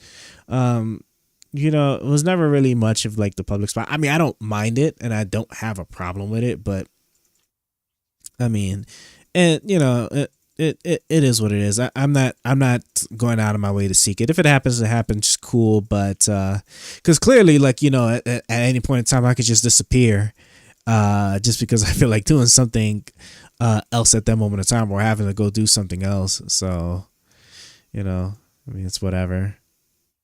All right, let's see. Oh yeah, see, there we go. Way better now.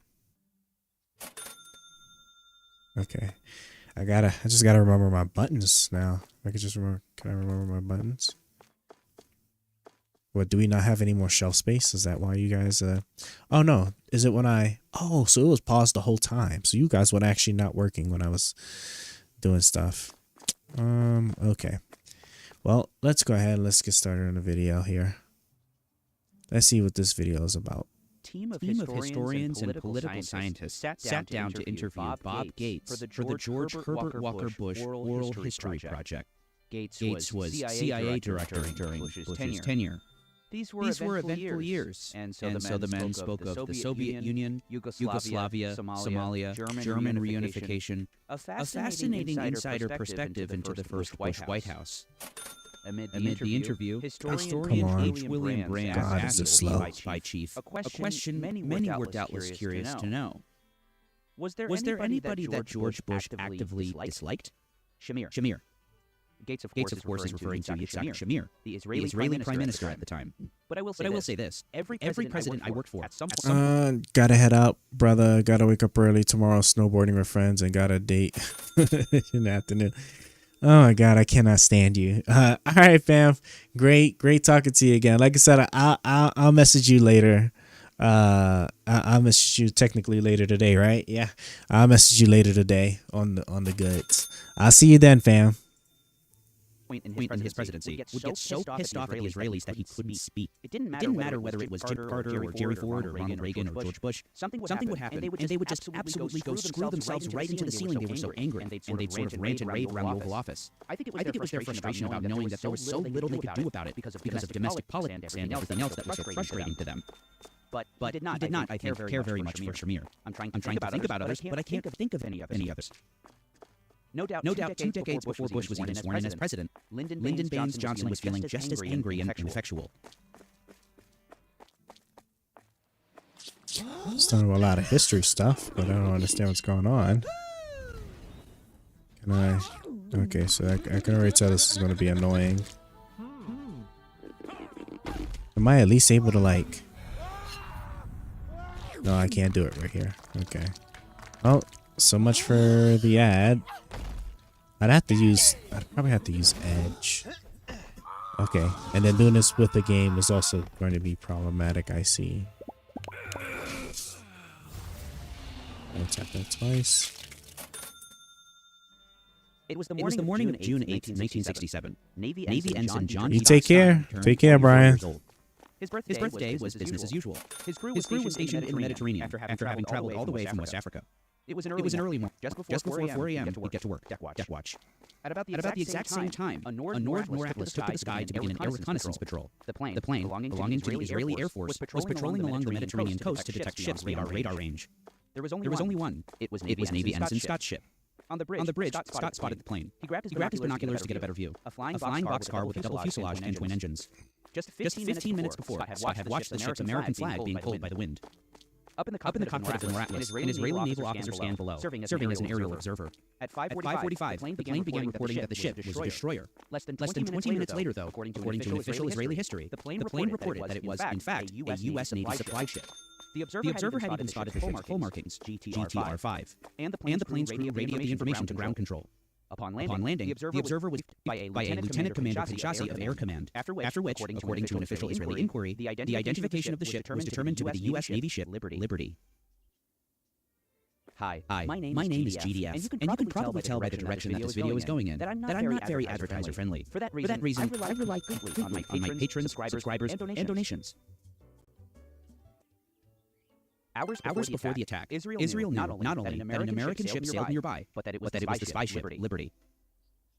Aboard the USS Liberty was a signals intelligence and crypto command called the Naval Security Group, an organization which reported to the National Security Agency, the NSA.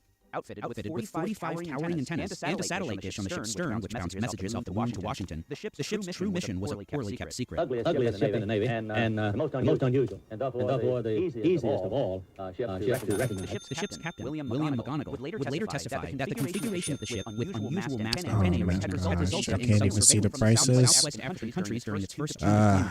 Its usual stomping grounds. African art and masks decorated the ship's walls.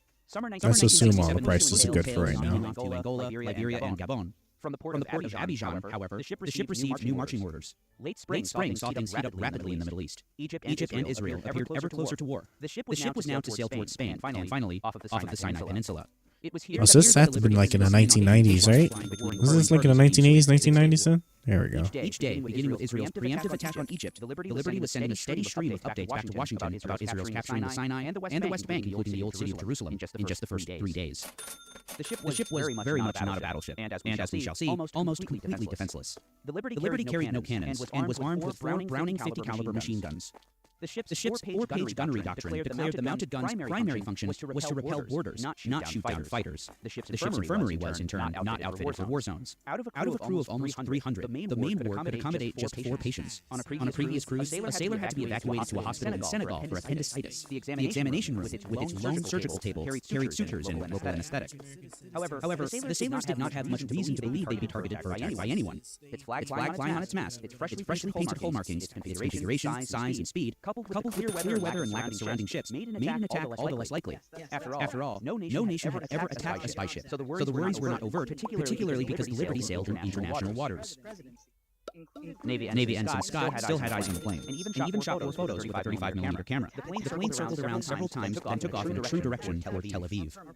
A single jet aircraft circled the ship at 8:50. Two more jets circled 3 times at 10:30, 11 a.m. Another plane circled. More planes came at 11:30, 11:45, 12:20, and 12:45. The weather log on the Liberty showed clear skies, calm seas, and excellent visibility north of the Sinai on June 8, 1967. The calm preceded a vicious storm.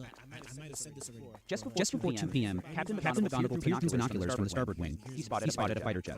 Ensign Patrick O'Malley studied the radar. On the screen were 3 blips. We've got 3 unidentified vessels, steady bearing, increasing range, coming right at us. Captain, I've never seen anything approach the ship this fast. McGonagall turned to Lieutenant Junior Grade Lloyd Painter. I think they're going to attack. French-made Mirage jets straight for the Liberty. The bridge was first. Rockets and 30mm cannon rounds pummeled the vessel. Shrapnel flew everywhere. And I could see orange flashes dancing down the deck. Men in the forward gun mounts. Both. Oh, is this when the Israelis attacked the U.S. ships? I think I remember this. The Liberty never stood a chance. From just the first burst of bombs and bullets, the ship's machine guns were destroyed. Antennae were smashed. Basketball-sized craters littered the deck and bridge. McGonagall alerted the crew to increase speed to maximum power, but the jets had blown out one of the ship's 2 boilers. The Liberty's max speed would be just about 13 miles per hour. Jets tag-teamed the ship and attacked it in a crisscross formation. The fighters first strafed the Liberty from bow to stern, targeting the bridge, machine guns, and antennae. With those destroyed or on fire, the attackers crisscrossed the spy ship to target the engine room, the Liberty's heart. The attack would wave about every minute. Radioing for help proved increasingly impossible as the jet targeted each of the ship's 45 antennae. 6 minutes into the attack, the radio switched transmitters hoping to get a message out, but the receiver blared feedback noise. Thinking this was just a malfunction, the men were horrified to find the same noise on every frequency, leading the radiomen to conclude that the attackers had jammed the Liberty's communications. Since only between us could the operators receive signals. The Mirage fighters were just the beginning. The second phase of the attack saw the fighters replaced by missile bombs armed with napalm. Burning at 3,000 degrees, the explosion sent smoke barreling through the bridge. Bits of bits of flaming jelly, charred walls, and blistered paint. Fuel barrels caught fire Sheesh. and smoke in the air.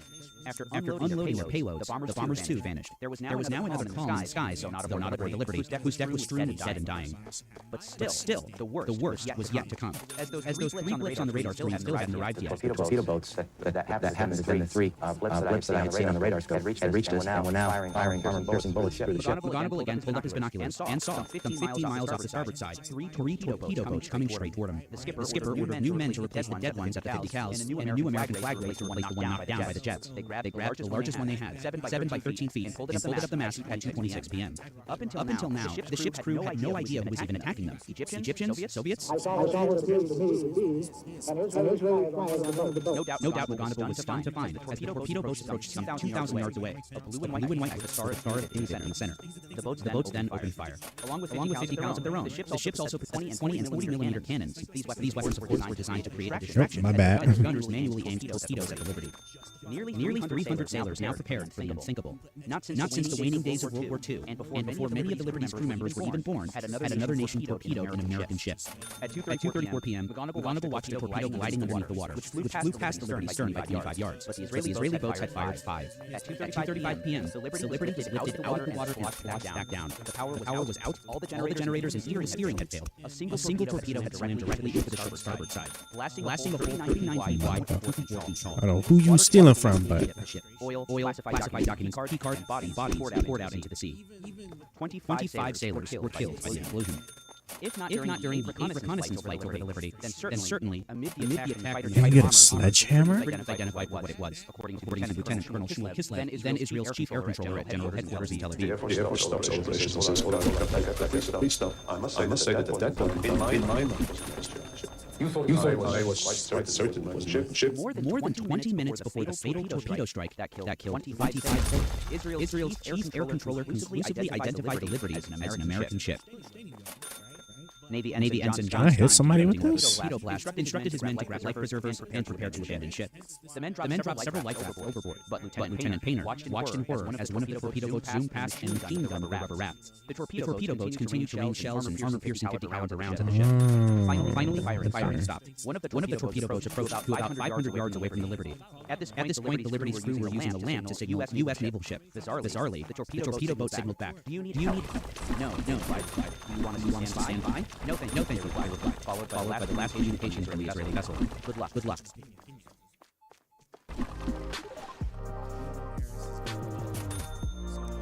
Okay, I mean, so far that's not really new information. I mean, I knew that the Israelis had attacked the U.S. ships at one point. I forgot what was the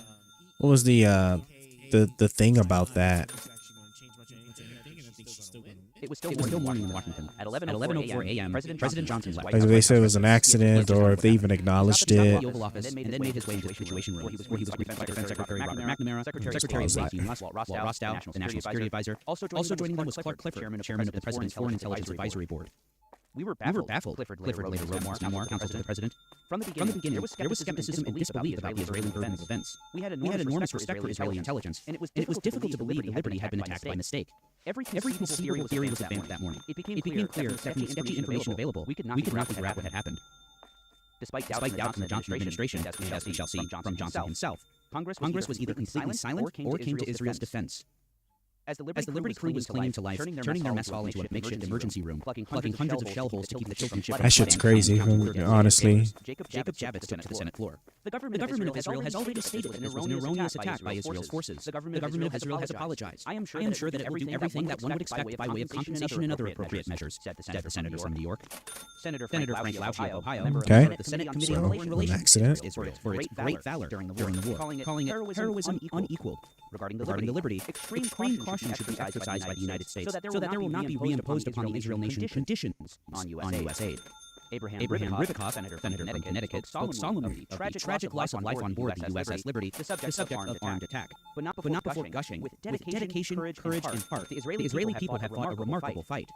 The senator from New York, none other than Bobby Kennedy, named the perpetrator to his credit. The tragic mistake of today, when Israel's forces attacked a U.S. ship, must alert us all, if further alert were needed, to the danger of the world we live in, but not before lauding Israel. Throughout this country and all over the world, men are moved and impressed by the bravery of Israel's people for the last 4 days. My God, the The glazing over Israel is just wild. Why didn't they just leave it at, okay, it was an accident, they'll fix it. Which occurred in the Mediterranean when an Israeli ship mistakenly attacked an American ship, followed by an all-too-familiar rhetorical device which endures to the present day.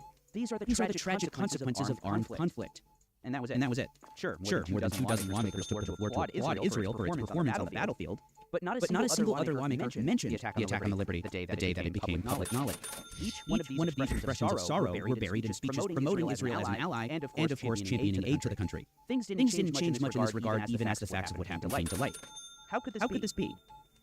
The Zionist project to colonize Palestine has existed in its modern form since the first Aliyah in 1882 to the land which was at that point still under Ottoman rule. Oh, we have paper bags now? The earliest Zionist lobbies in the United States include the Zionist Organization of America, founded in 1887. With the establishment of the State of Israel, recognized by Harry Truman's government minutes after the clock struck midnight on May 14, 1948, more lobbies were organized in order to secure aid to the nascent Jewish state. One would be more consequential than any other. It called itself the American Zionist Council. Its frontman in Washington, Isaiah Kennan, was previously the public relations official for the American branch of the Jewish Agency for Israel, formerly the Jewish Agency for Palestine. For this work, Kennan registered as a foreign agent in 1947, pursuant to the 1938 Foreign Agents Registration Act. But in 1951, Kennan assumed his new role as a lobbyist. The American Zionist Council's mission was securing aid, at this point still economic assistance, since Truman placed an arms embargo on the country calculated to avoid alienating Arab countries. Their first success came with the Mutual Security Act, the successor to the Marshall Plan that allotted tens of millions of dollars. Oh, my bad. You shouldn't have walked on my way. This comprised the first major U.S. foreign aid package to the Jewish state. Kennan carefully crafted a model which endures to the present, and in celebration of the aid package, began sponsoring trips to Israel for members. You know, I would actually argue that so the knowledge about, you know, the Israelis attacking the U.S. ships back then, I even knew that, and I wasn't even really like all too like keen into all of the historical stuff that was just going on back then. I mean, you know, especially since it's so far long ago. But if you look at just like the demeanor of like all those congressional people, and then like the super crazy unwavering support that the Israelis had back then, they sure as hell do not have that now. Oh, God forbid they was to ever make a mistake like that again, right? That would definitely be it. And then the thing is, I think since now we're jumping to this like freedom, I don't want to call it freedom of speech, but like this thing of like being less censorship throughout like the whole media apparatus now. I want to say like stuff like this will probably be cropping up a little bit more, as long as it's like factual. I mean, like everything he's saying, like I actually already knew, for the most part. And then just like how much of a massive glaze people were back in the day when it came to Israel. But Israel doesn't have that level of like of just like cuckery type of support anymore. So I want to say like those times are like long gone now. So now like there'll be like some proper accountability, or just more focus on just U.S. stuff versus like these foreign aids and whatnot to begin with anyway. So we'll see how things played out. But I want to say that at least things are in like a better place now. I am tired. I'm really tired. Alright, let's play back that video. I am making money. Preempting the 1952 election, the American Zionist Council inserted political positions into the campaigns of the Democrat and Republican candidates for the presidency. Pro-Israel positions represented across the board. The idea that tax-exempt donations were being used to lobby for aid to a foreign government irked the ensuing Eisenhower administration, writes Middle East policy scholar Stephen Spiegel. The tension between the Eisenhower administration and Israeli supporters was so acute that there were rumors, unfounded as it turned out, that the administration would investigate the American Zionist Council. Therefore, an independent lobbying group was formed within the auspices of the American Zionist Committee. And so, the American Zionist Committee for Public Affairs was born. Kennan would additionally put his background as a You know, journalist to use. that's exactly what I'm talking about. Like, see, like it seems like back then, like it's like the whole Jewish, like the whole Israeli Jewish stuff, bro. Like they seemed a lot more integrated and powerful when it came to like the government and the inner workings of the government than they do now. Like you just don't hear much or see much about them anymore. Like sure, like there's support. There's like, you know, the typical support, especially from like the old people in Congress, sure. But like they're just all that's just gone with now. Now like the whole isolationist part of America really is more or less back. So like all of that just doesn't or would not fly anymore. So it's cool. It's guys, you know, it's kind of cool to kind of actually like this. I don't want to say reflect as if like, you know, I lived through it, but it's kind of cool just to see like how, you know, how the nation has like moved, how the nation has moved from that kind of stuff. No longer dealing with such like integrated foreign stuff. Although you could probably argue Russia's a whole nother different story now. Although I'm just joking. All right. But yeah, like we're dropping all that foreign stuff, all that foreign integration, stuff like that. Isolationists, here we are. Founding the Near East Report. Over the years, at the request of the Jewish Agency, the Jewish Agency for Israel made available to the American Zionist Council the sums listed below for subscriptions to the Near East Report.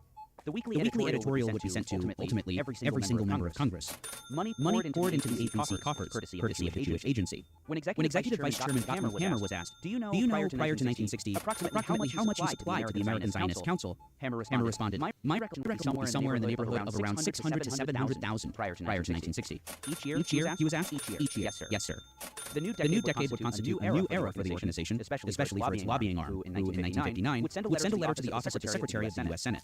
This is to advise you that the American Zionist Committee for Public Affairs, which is registered with you, has changed its name to the American Israel Public Affairs Committee. At daybreak on June 9th, deck crews began cleaning up the wreckage of the USS Liberty. All that remained but the bodies were being stored in freezers and air-conditioned rooms. With hoses, they washed blood, flesh, and bone off the deck. Sailors even discovered a shoe with a foot still inside. Just two days after the attack, the Naval Court of Inquiry investigating the event convened in London. Admiral John McCain Jr., Navy Commander for Europe and the Middle East, appointed Rear Admiral Isaac Kidd Jr. to lead the inquiry. And Kidd chose Captain Ward Boston as chief counsel. My name is Ward Boston Jr., retired Navy Captain, United States Navy, counsel for our inquiry as a result of the Israeli shooting up the USS Liberty in June 1967. Their report was completed by the end of the month. Among their findings, the ship was hit by more than 821 shells and rockets, many of them incendiary. Notably, from the time of the first air attack onward, attackers were well coordinated, accurate, Now I gotta fix it. crisscrossing rocket and machine gun runs from both bows, both beams, and quarters effectively chewed up the entire topside, including ship control and internal communications. Well-directed initial air attacks had wiped out the ability of the 450 caliber machine guns to be effective. As for the torpedo boats which followed the jets, PT attack first developed from starboard side and was identified as a high-speed run-in. And very shortly thereafter, the commanding officer identified the Star of David flag on this lead boat. The inquiry addressed a number of Israeli explanations for what they maintained was an accidental attack on the Liberty.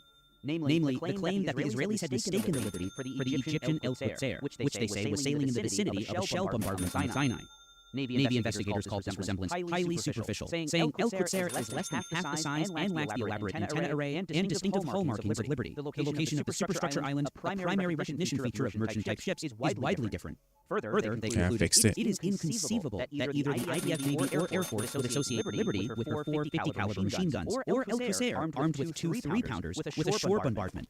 Of course, the Israeli claim that the Liberty flew no flag was roundly contradicted by each witness, including Ensign David Lucas, Lieutenant J. Painter, Ensign John Scott, who we'll remember was up at dawn for deck watch, Lieutenant George Golden, RMC Wayne Smith, and of course none other than the Captain McGonigal himself. Despite these findings, the report concluded that available evidence combines to indicate the attack on Liberty on June 8 was in fact a case of mistaken identity. From hard hats to steel-toed boots, Granger's got your safety needs. I mean, I understand. I guess it happens. It is just kind of wild, The findings of the report were you know, despite a number of but identity is for you to just like jack it up that bad. Investigators themselves years later.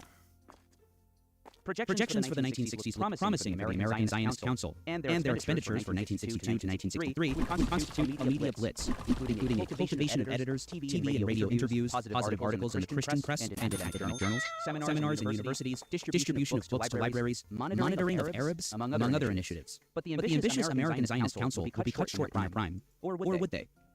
The AZC had caught the attention of the powerful Democrat senator from Arkansas, the chair of the Senate Foreign Relations Committee, James William Fulbright. Beginning in 1961, the Senate Committee would charter an investigation to the nature and extent of efforts of foreign governments to influence the content and direction of United States foreign policy. Fulbright wasn't alone in his concerns. In late 1962, Assistant Attorney General J. Walter Yeagley informed his boss, Robert F. Kennedy, that we are soliciting next week the registration of the American Zionist Council under the Foreign Agents Registration Act, since it was reported that the Council received over $32,000 in subventions and over $11,000 as a special grant from the American section of the Jewish Agency for Israel. Under the Act, the receipt of such funds from the Jewish Agency constitutes the Council an agent of a foreign principle. Shortly thereafter, Mr. Yeagley, on behalf of the Department of Justice, orders the American Zionist Council to register as an agent of a foreign government. Less than 2 months later, 6 weeks to be exact, the American Israel Public Affairs Committee severs itself from the AZC to become its own corporation. However, AIPAC would not register as a foreign agent. Despite taking over the entire American Zionist Council's operations, the Fulbright investigation culminates in hearings later in the year, where it is revealed that the Jewish Agency from January 1st, 1955 through December 31st, 1962 made payments totaling $100,000 to the American Zionist Council to carry on activities within the United States. Through its failure to require itemization, the Department of Justice and, therefore, the public was unaware of the public relations activities in the interest of Israel carried on within the United States by the agency. It wasn't until the year 2004 when an agent in Boston, senior counsel for the Navy Court of Inquiry Liberty Attack, gave in to his guilty conscience. In a sworn affidavit that was inserted into the congressional record, Boston told all. For more than 30 years, I have remained silent on the topic of USS Liberty. However, recent attempts to rewrite history compel me to share the truth. Boston describes how he was assigned to the job while serving as a captain in the Judge Advocate General Corps. He goes on to list the flawed investigation. The late Admiral Isaac Kidd, president of the Corps, and I were given only 1 week to gather evidence for the Navy's official investigation into the attack. Despite the fact that we both had estimated that a proper court of inquiry into an attack of this magnitude would take at least 6 months. Despite these limitations, the pair were able to acquire damning evidence, much of which we went over earlier.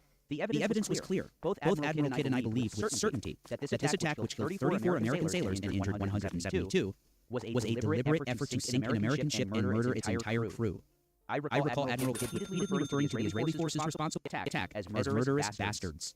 Hammering the point home, the Israeli attack was planned and deliberate and could not possibly have been an accident. I am certain that the Israeli pilots that undertook the attack, as well as their superiors who had ordered the attack, were well aware that the ship was American. I saw the flag, which had visibly identified the ship as American, riddled with bullet holes, and her testimony that made it clear that the Israelis intended there be no survivors. It was an intended attack, deliberate, well planned, except well It's crazy. They didn't sink the ship. Not only did the Israelis attack the ship with napalm, gunfire, and missiles, Israeli torpedo boats machine gunned 3 lifeboats that had been launched in an attempt by the crew to save the most seriously wounded. A war crime. Their superior, Admiral McCain, was adamant that we were not to travel to Israel or contact the Israelis concerning this matter.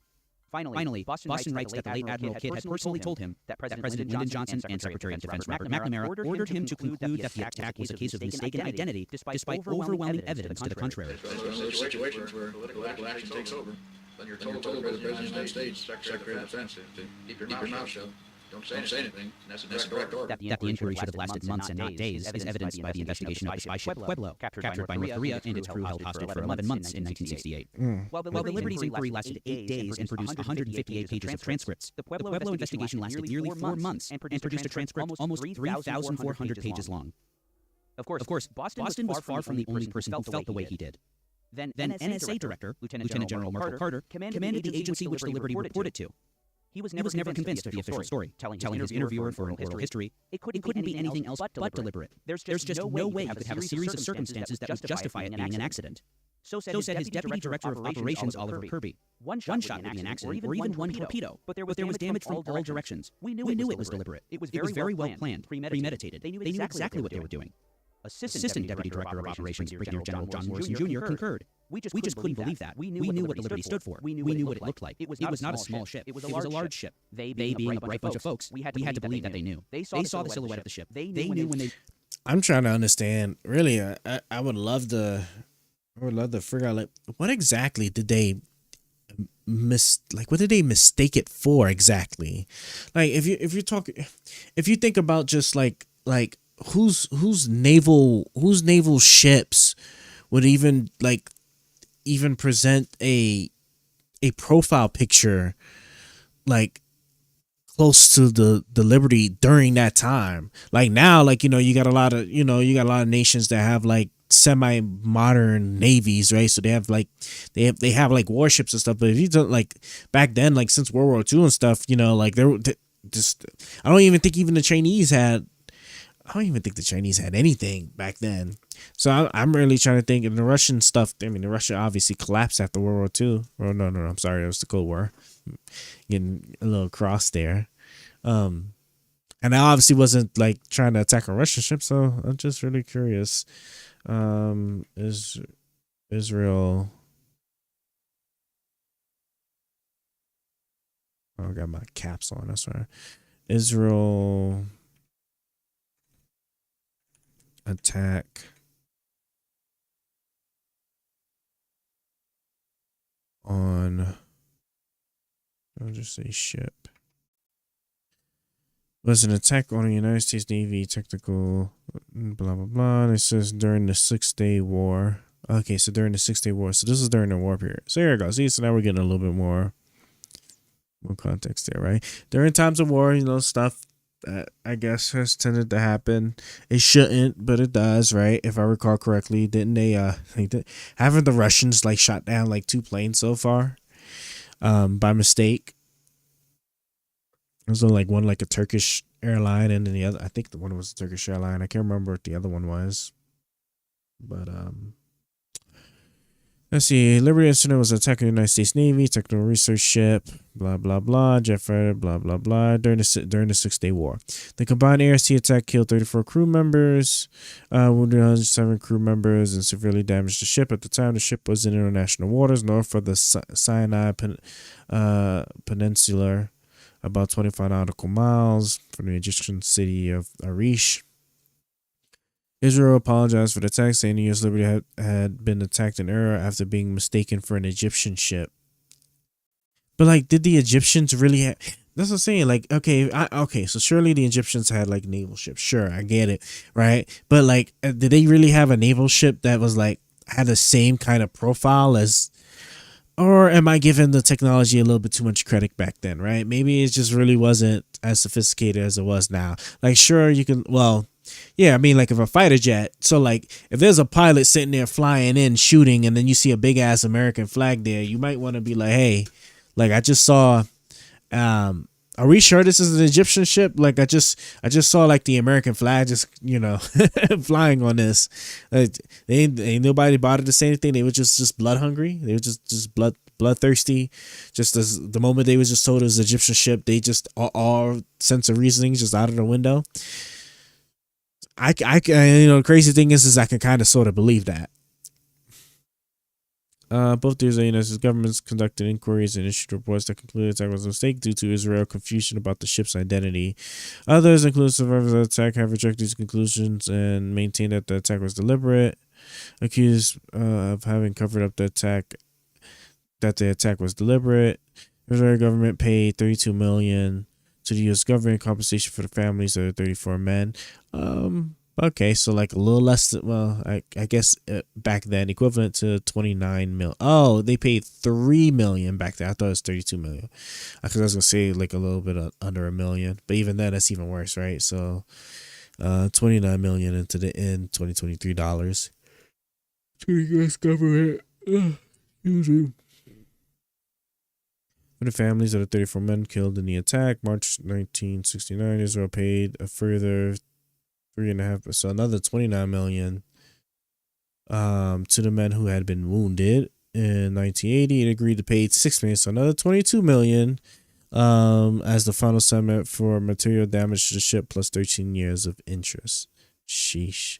Okay, so I haven't even really read even too much into it, and it feels like to me like I'm probably conflating the time back then to like what my expectations would be at right now, right? So I can understand, right? During times of war like mistakes that happen, but Let me see something here. I wonder if he'll tell me. Egyptian Navy footprint during 6-Day War.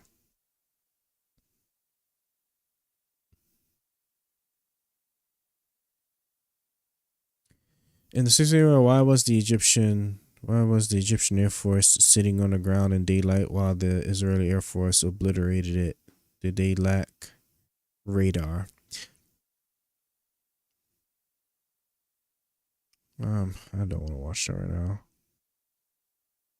In a tremendous clash of modern armor, Israeli tanks prevailed in the battle. I don't even know if the Egyptians even had a navy. Egyptian Navy. When was what was it? 1968? Was that when the war? It was fought between Israel and a coalition of Arab states, primarily Egypt, Syria, and Jordan, from 5 to 10 June 1967. So Egyptian Navy. 1967. A few months after the ceasefire, the Egyptian Navy was the first navy in history to sink a ship using anti-ship missiles. When an Egyptian Khomar-class fleet attack craft sank the Israeli destroyer. Okay, well there we go. That's actually a little bit surprising. The Egyptian Navy fought the Egyptians, all people. I did not think the Egyptians had like naval ships like that, but.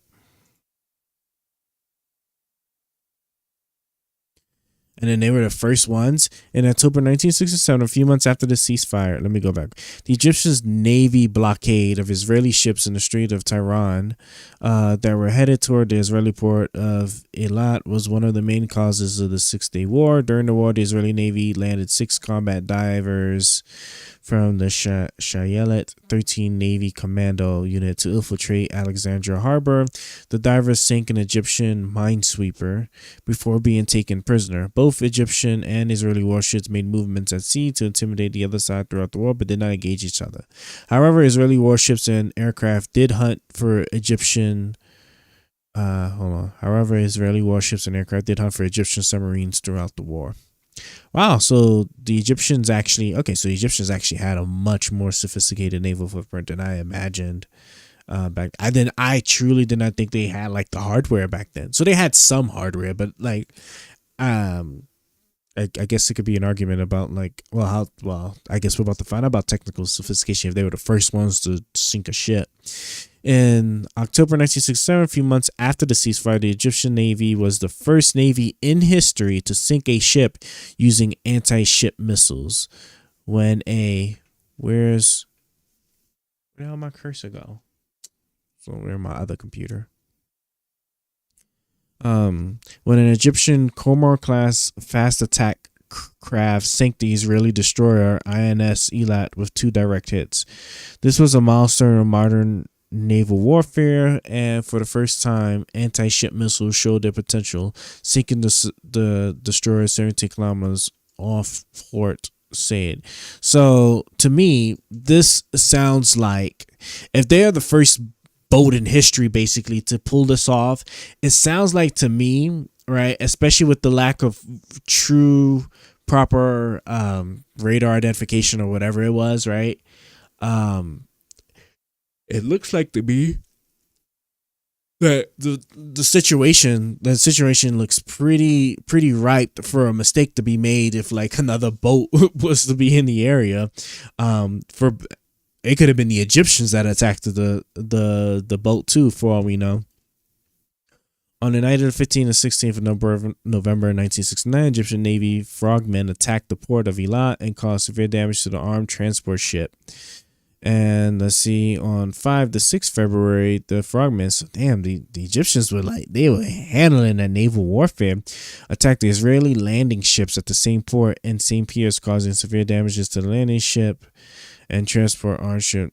Okay, on 8 March 1970, the frogmen attacked the Israeli oil drill at the port, believing that Israel had bought this oil from the Netherlands for the purposes of oil exploration in the Suez Canal. In the Yom Kippur War, Egypt blocked commercial traffic to Eilat in the Gulf of Kaaba by laying mines. It also attempted to blockade Israeli ports on the Mediterranean. The Navy also used coastal artillery to the east of Port Fuad to support the Egyptian army in order to prepare for the assault on the Suez Canal. In the Battle of Baltim, 3 Egyptian Osa class missile boats were sunk. Man.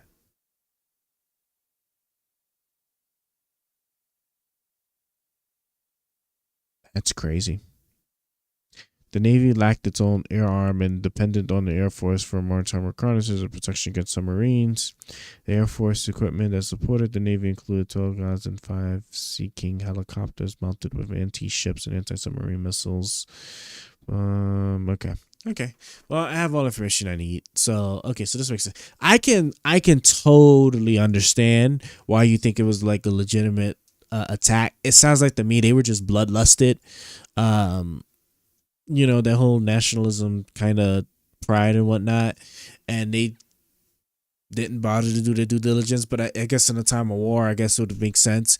I don't know. It'd be more damning if the U.S.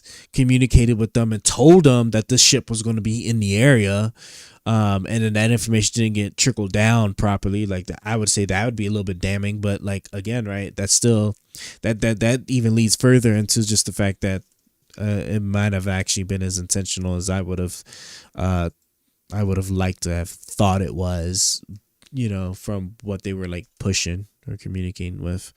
But okay. So now we learn something new. 1967.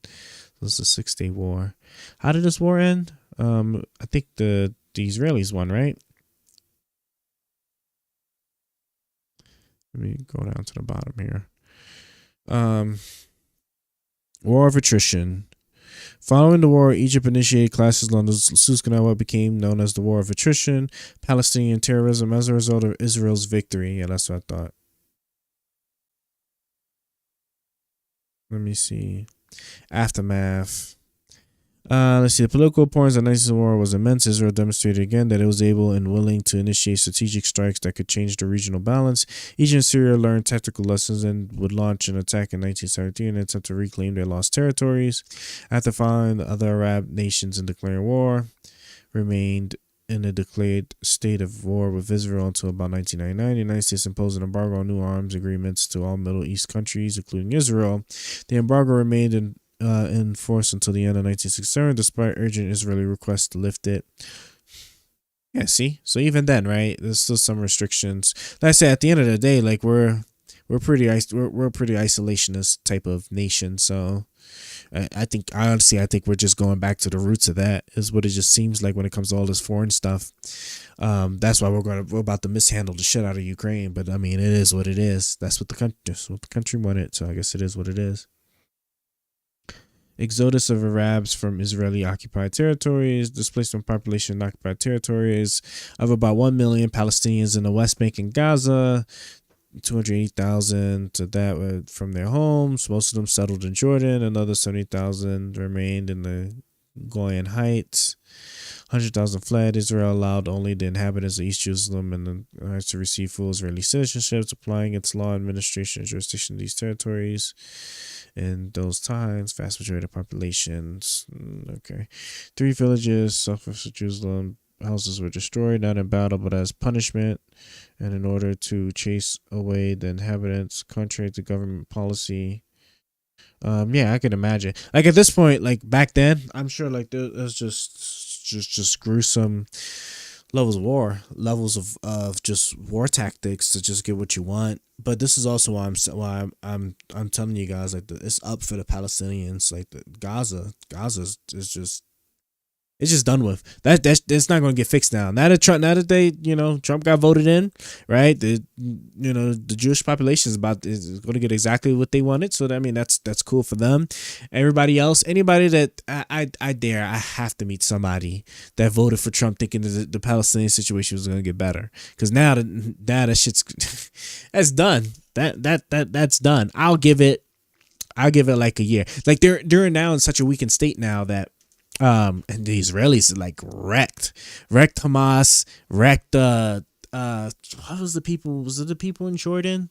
I forgot what the name of the other group was, right? But like the whole leadership chain, murked, right? All of the big leadership people that they wanted to get from Hamas, murked.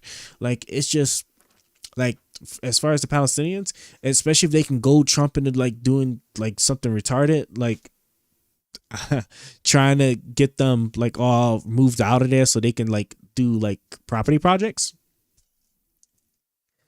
Because you know what that's going to lead into, right? They're going to do property projects. They're not going to be allowed to come back in, or only the ones that maybe like have some money, or maybe they'll have like special like housing places, like just packed like sardines, somewhere in certain like little pockets maybe. But like it's, I mean, that all that's done with.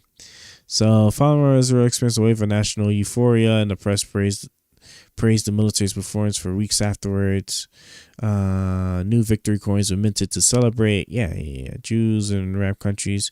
Population of minor Jews faced persecution and expulsion following the Israeli victory, contributing to the Judas exodus from Arab lands.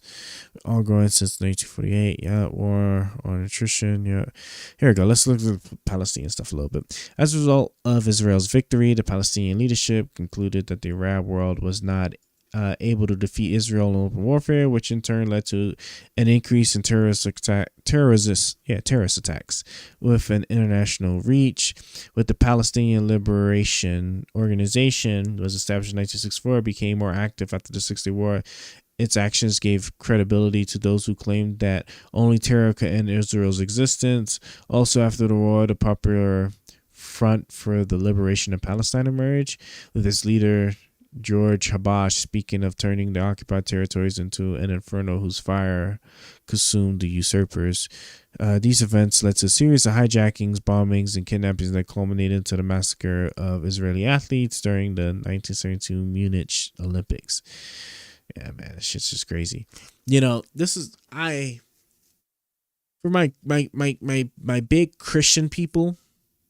For my big Christian people, that are like ultra Christian, Orthodox, whatever you want to call them here in the United States, right? This is an exact reason why religion should not have any place in government affair, period, right? Because like it always leads to just like some of the most absurd things taking place in humanity, where people just do just stupid shit like this.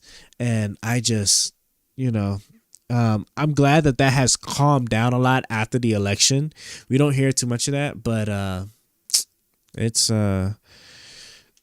still a problem. And I hope that we can, most of the government stuff is starting to erode away, like, independent judicial branch and all this other stuff.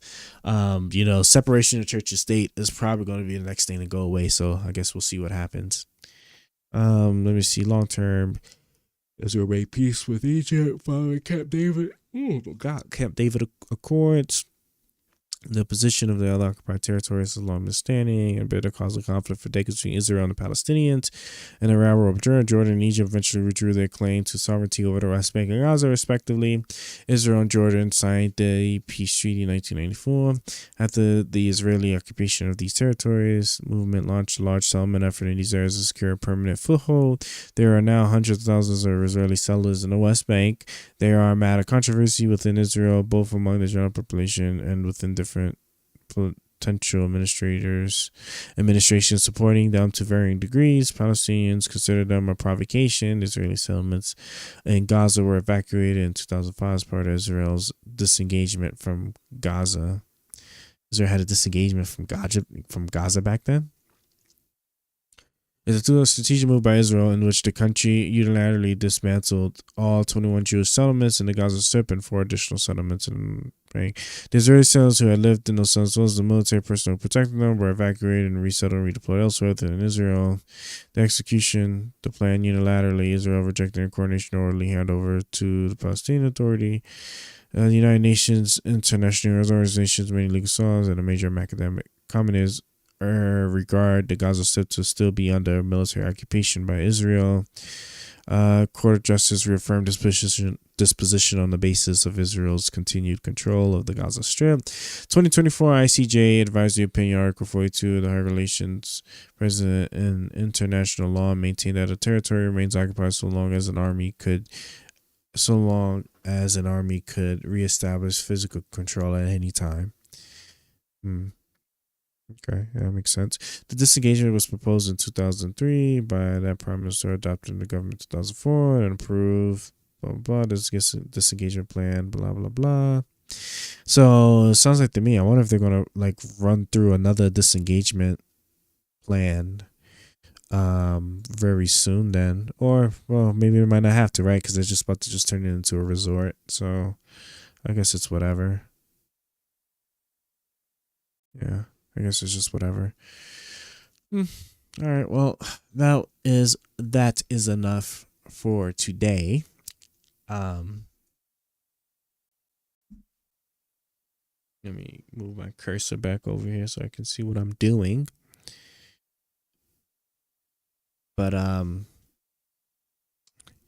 yeah, guys, this was a fun little stream. This nice to be back. Or at least to be getting back into the swing of things.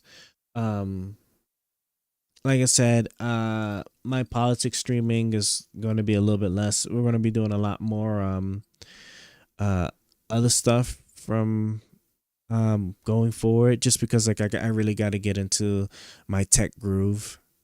And so we'll be jumping on that a little bit, but I still have a big interest in the politics stuff, so I'm still going to be doing that.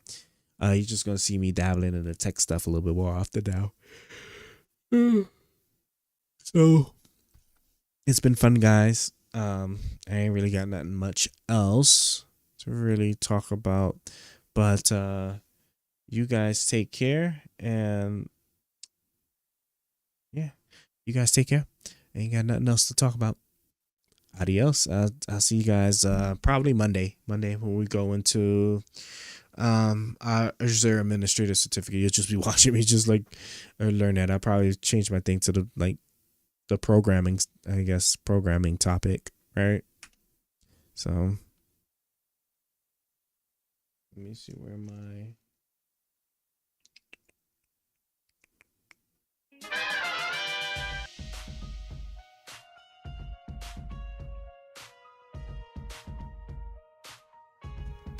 definitely wasn't one button I wanted to press. I think it's this one, the F7. See, it's been a while, but you guys take care. Will Almighty ever stop being trash? Can he ever not be sorry? Find out next time on Almighty's Stream.